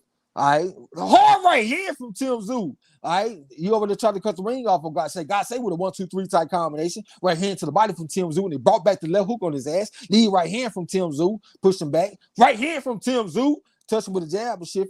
And lead right hand from Gausha. Counter left hook from Tim Tszyu, and he came back to right hand. Right hand to the body from Tim Tszyu. All right. Touching with the jab, look for opening on Gausha. Gausha just out there surviving. Right hand from Tim Tszyu. I mean, I'm a fight caller. I'm not a survival caller. Left hook to the body from Tim Tszyu. 1-2-3 combination from Tim Tszyu. Motherfucker Gausha trying to come back with something. Gausha ragged is. What you think, bro? I think that was another Tim Tszyu round, and Gausha just trying to survive. He's trying to save face, make sure Tszyu don't be the first one to stop him. But another Tszyu round. Another round for Tszyu. Hey, that motherfucker Gausha took all my steam out calling the fight because it's just all one. It's one way. Like Gausha, how many punches is he throwing around? Is the motherfucker throwing 20 punches around or some shit like that? Yeah, he kind of taking he taking me out the fight because I'm not calling the fight. I'm calling assault. You know what I'm saying? It's just one way. This motherfucker Gausha, man. Mike James said Gausha on this Chris Colbert shit tonight. Lala D said, I hope this doesn't change Gausha for life. It probably changed him in the boxing ring, man. This probably the worst ass whooping that he done ever took. You know what I'm saying? Rod S. the champ said, I picked Gausha. Yeah, man, I'm over here eating crow. All right, they touch gloves and sportsmanship. Here comes Tim Tszyu. Touch with the jab shit. Right hand to the body from Tim Tszyu. Left hook from Gausha. Jab from Tim Tszyu. Jab from Gausha. Right hand, left hook from Gausha. But Tim Tszyu came back with the left hook and knocked him out balance. Now he jumping all over Gausha. Gausha tried to come back with something. Tim Tszyu with the lead right hand. Right hand to the body from Gausha. But Tim Tszyu was all over. Hard left hook from Gausha. All right hand to the body from Gausha. Tim Tszyu pushed back. 6-3 combination for Tim Tszyu. Right hand to the body for Tim Tszyu, but Gausha trying to fight back though. Overhand right type pump from Gausha. Lead right hand for Tim Tszyu, pushing back to the blue corner. Short right uppercut, came back to left uppercut, came back to looping right hand. That's the foe for those that don't know. And he putting all kind of shots on Gausha, but he just touching with these shots though. Really not a lot of power on it. He really need to give himself more room, take a little half a step back and give himself some room to extend his punches. He all over Gausha, but he kind of smothering his own work. You know what I'm saying? But he just all over Gausha, man. Just being like a nuisance. I can't even say that he just putting powerful shots on him. He just just all over the man, just jumping on him, just hitting him everywhere he can, hit him in the back, hit him on the kidney, hit him everywhere. He just got him up against the ropes right now, just throwing, got his head down, looked like he Harry grabbed the Pittsburgh windmill or something. Short right hand from Gausha, but Tim Tszyu is all over 3-6 combination. Short right hand from Gausha. Tim Tszyu pushes back. Short level to the body for Tim Tszyu. Counter right hand for Tim Tszyu. 3-6 combination for Tim Tszyu. Got him up against the ropes, just trying to beat his ass, man.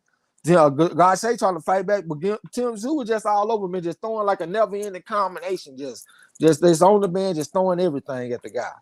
Gausha showing toughness that he's still here though. Right into the body from Tim Tszyu. I jab hard right here from Tim Tszyu, counter right here from Gausha, trying to come back with a right hand left hook. Tim Tszyu is just in the chest right now. Gausha trying to find some room for some short shots, but you're taking hard shots from Tim Tszyu right now. Tim Tszyu pushing back with the stiff arm, right hand left hook on his ass from Tim Tszyu, right hand from Tim Tszyu. Right hand to the goddamn, just all kind of shit, man. Just putting all kind of hands on this boy, man. Gausha trying to fight back a little bit though. You know what I'm saying? He want to keep his streak alive there. He ain't never been stopped, man. That's important to a fighter. But Tim Tszyu is just all over, just beating his ass, man.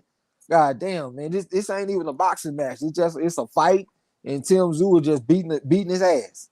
I saw right here from Gausha, but that shit was raggedy as a roach out there, man. The man looking like he ain't got nothing. 158-16, Georgetown. I don't think so. Is what he looking like out here tonight. He tried his best to come out here and embarrass his boy Trey X on the Champ Ross picks with his mark ass.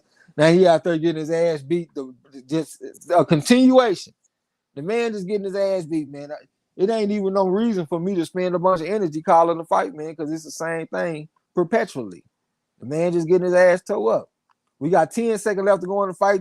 Tim Tszyu said, let me finish this shit. Short left hook from Gausha in the midst of that, though. He trying to smother the range of Tim Tszyu because he don't want to give Tim Tszyu enough room to come back with nothing. Then they touch gloves and they embrace each other for sportsmanship. Go ahead, bro. I think that's a dominant fight. Maybe giving Gausha 2 rounds to 10. At the most 2 rounds, maybe 1. Gausha was just in there to last after the first round, basically. First 3 rounds, I should say. And then Tim Tszyu was determined. He was out there like Jason Voorhees and some shit. Just kept coming through, walking through punches. Ain't been dropped since the first time he got caught with that straight right hand.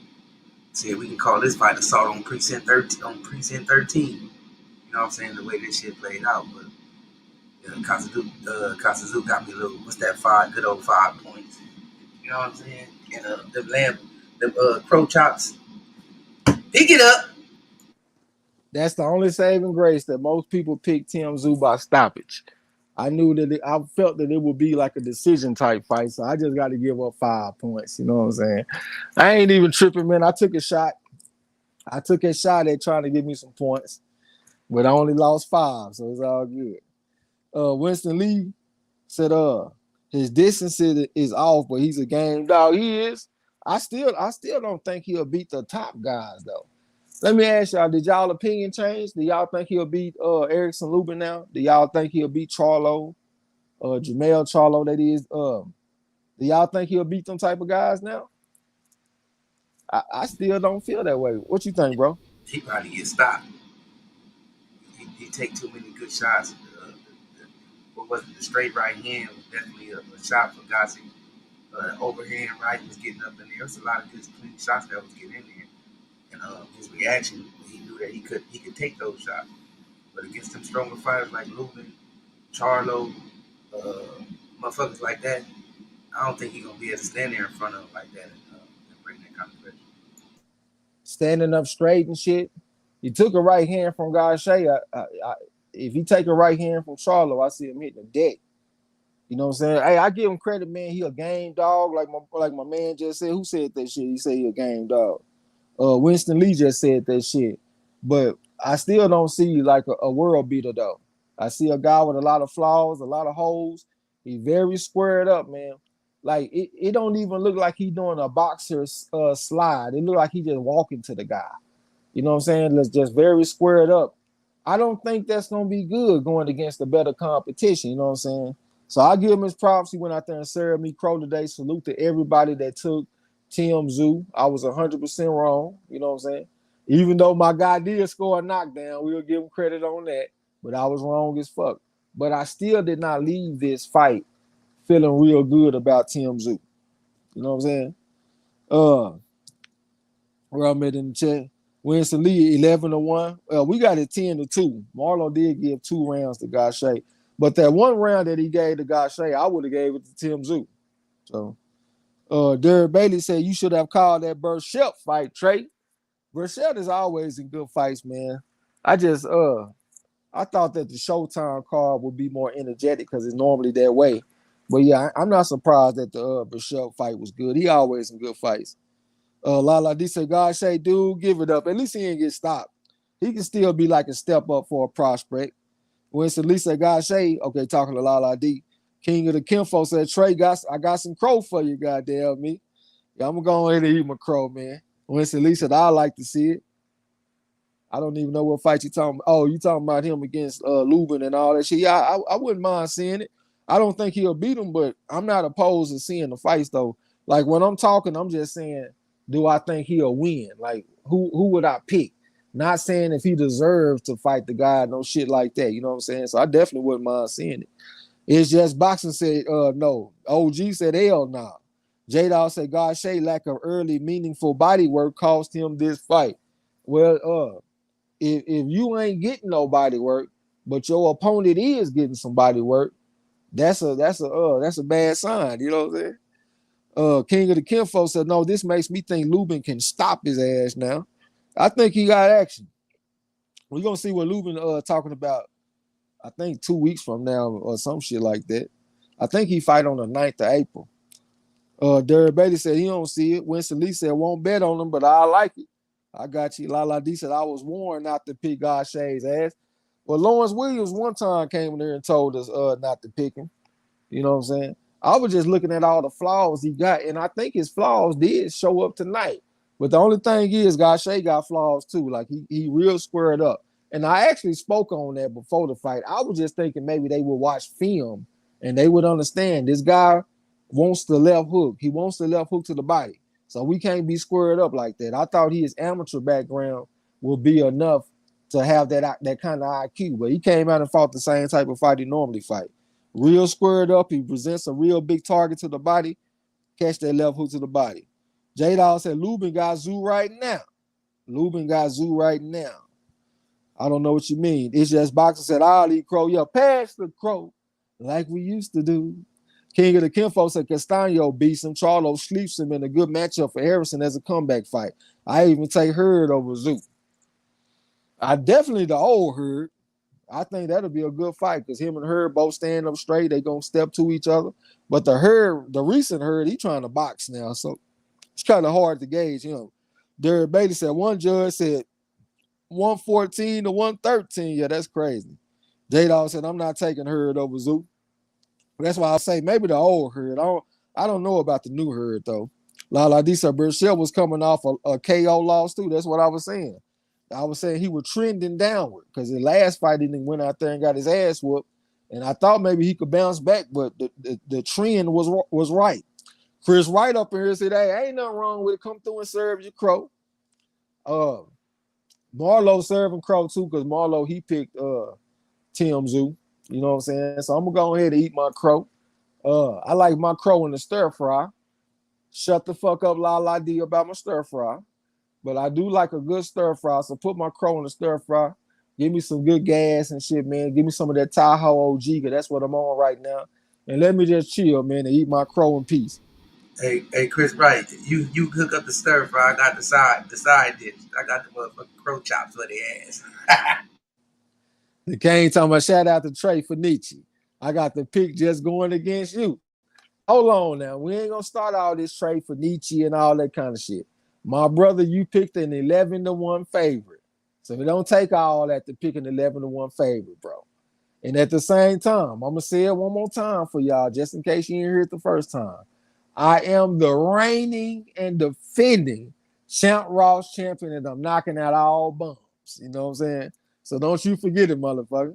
You ain't the champ. You too ugly to be the world champ. The world champ's supposed to be pretty like me. Right as the champ said, I'll take a crow sandwich to go. I can't even serve it to you, bro. Shit, bring me one. Chris White say 114 to 113. That was a bad score. We scroll down. J-Dawg said, I believe Lubin can beat Tszyu. I think he can too. Winston Lee said, Hurd will lose. You think this Hurd will lose? What about the old Hurd? What about the old Hurd that was beating Tony Harrison and beating Ezra Lundy, Laura, and who else he beat? He beat somebody else, I thought. I know Tony Harrison, Ezra Lundy, Laura. And it was one more fight. Was it Austin Trout? I think it might have been Austin Trout. Winston Lee, Chris Rice said Tszyu did enough. Yeah, he went out there and did his thing. He a good action type fighter. Hey, Andy Ruiz, old trainer, I forgot his name. That motherfucker on the losing streak, ain't he? Who? Andy Ruiz, trainer, the one who trained him when he beat Gausha. I've been seeing him in the corner of a lot of fighters that's been losing lately. His fighter been getting their ass toe off the bone is what he been saying. La D, okay, talking to King of the Kim folks. J-Dawg says Tszyu stops Hurd, unfortunately. I don't know, man. Y'all got to remember, too, now. Tim Tszyu is 5'8", and Hurd is 6'1". This is a guy that looked like he could have been fighting at fucking light heavyweight. I can't just assume it's automatically going to be that easy. I know that he got a lot of wars on him. He got a lot of wear and tear. But really, to be honest with you, like I know he got pieced up by that Luis Arias guy. But I honestly think Arias kind of his style, the way he throws his punches kind of flows a little bit better than Tim Tszyu. You know what I'm saying? I know styles make fights. I'm not saying that he will beat Tim Tszyu, even though I think he got action. But I think that his punches flow a little bit smoother than Tim Tszyu. I don't think that Jarrett Hurd is an automatic victory for Tim Tszyu. I just don't think that when I sit up here and think about it. Chris Wright down there laughing. Yeah, go on here and serve your crow. Serve the crow. Pass the crow. D-Bit OG said air fry his crow, goddamn me. I think that's a little bit healthier option. Chris Wright said it, but he is old. Who you talking about old? If you talking about Hurd ain't that old. J-Dawg said, talk your shit, Trey. You know I'm talking about shit, bro. King of the Kinfolk said, never know Hurd only been stopped once. Tim looked like he was content with cruising. Yeah, he didn't really impress me coming down the stretch, but I did like the 11th round when he stepped on the gas and he brought that intensity back. I like that. You know what I'm saying? Chris Wright, okay, talking to King of the Kim folks. Winston Lee said, all Hurd wins. The corner was the difference. Okay, J-Dawg talking with a Manny Robles. Right as a chance that Hurd still got that forehead defense. Yeah, he done been through some wars, man. Yeah, whoever said Manny Robles, yeah, that's him. J-Dawg said Hurd confidence and chin is gone. But I always said, man, you ain't gonna keep on walking through them punches forever. But I do know that Tim Tszyu is very undersized for this division. Even when I look at him on the scales, I was thinking like, damn, that's a junior middleweight. He looked like a welterweight almost to me. You know what I'm saying? But I know that this undersized guy, man, it'll be hard just to run through everything. I think Hurd got action. J-Dawg, okay, read that. Winston Lee said this Hurd versus this Tszyu, 10 Tszyu wins by 11th round TKO. He said Hurd quits. Chris White said the old Hurd. J-Dawg said Hurd can dish it but can't take it as well. Well, I guess that's where he at now. I want to see the guy though, man. But like I said, the old Hurd, he came to make a fight. This Hurd right here, he been training with Coach K Karoma, and he want to get out there and try to box the guy. And yeah, I know I like looking at the amateur backgrounds and shit. Hurd, he really ain't got like an amateur background advantage over Tim Tszyu because he only had like 40 fights. He was like 28-12, and Tim Tszyu had like 50 fights. So they neck and neck when it comes to that shit. So I will say going into the fight, Hurd won't have that advantage. Pretty much the only advantage that Hurd would have is his size. So looking at that, I would probably have to lean toward Tim Tszyu. I would lean toward Tim Tszyu because I can't just make my pick based off size. I do think that Tim Tszyu does some things better than Hurd, but Tim Tszyu has a lot of flaws. Like I'm not gonna take that off the table. I see a man with flaws out here. Look how squared up that man is. Like, come on, man. Rod that's the champ said Tim versus Hurd would be an interesting fight. I'll take it. King of the Kinfolk said Fondora or Tszyu. That'll be a hell of a fight, man. I think Fondor is a little bit underrated, man. Fondor fight hard as a motherfucker, man. And that would just be a man. I'm taking Fondor. Fuck the bullshit, man, because Fondor do got a little bit of jab. He ambidextrous. Y'all know this is a time that we live in. We live in a time with a switch hitter. He one of them switch hitters. He got long arms. He'll pop you with the jab. I know that he will give up his height and he'll step to you and make it a brawl, kind of like David Benavidez. But I think I like Fondor in that fight. One of us be serving each other crow, but I think I'll take Tszyu because I done seen motherfuckers walk through those jabs and put something on Fondor, big ass. You know what I'm saying? Big tall ass, man, because he give up his height a lot. And Tszyu best punch is that overhand right there. And that it's a counter too. So I think that's gonna be the kryptonite in that fight. I think Fondor might get his ass with over Tszyu. Might chop his ass down like a tree. Yeah, I actually feel pretty confident taking Fondor. Fondor got the amateur background. He been in some wars and shit. He do give up his height, but Tszyu, he a small guy that fight tall. Like, look at the man. The man is 5'8" and he fight like he's 6'4". That motherfucker fights straight up, squared up. I feel pretty good about taking Fondor. I don't know what Fondor gonna be looking like coming out the Lubin fight here. They might go out there and have a war. I don't know. But if Fondor coming out looking like Fondor, I think I'll take Fondor, man. So we definitely be serving crow up in there. J-Dawg said, I noticed it in the Lower fight. Lower hurt him a couple of times, but didn't press the gas. Winston Lee said Hurd is square too, especially the old Hurd, but that's the Hurd I like. This Hurd right here try to be a little slick and try to be smooth, but that ain't Hurd. Winston Lee said Fondor inside game is good. Love to see it as a fan. Yeah, I definitely would love to see it, man. Fondor is a straight up fighter. J-Dawg said ain't Fondor fighting Lubin. I think he fight Lubin on the 9th of April. Lala D said, I thought Laura beat Hurd. I should watch again. I thought Hurd edged to that. I definitely know that Laura had his moments, but you know, that ain't surprising. Laura is an AIBA world champion. Shit, that motherfucker won that shit back in 2005. So that means that he's, in my book, he classified as a world beater. So we can't be too surprised about it. You know what I'm saying? Well, shit, that is what it is, man. We pretty much called up in the chat. You want to go ahead and shut it down? Because I really want to come back with some trivia on Monday. So I'm going to have to get that shit done. You know what I'm saying? Because I got like 3 questions. Well, 3 new questions anyway. I got some old shit. Yeah, I'm ready. All right, man. We definitely appreciate y'all coming through, man. We're going to go ahead and shut it down so we can come back with something on Monday. The fight was a little bit underwhelming, I guess.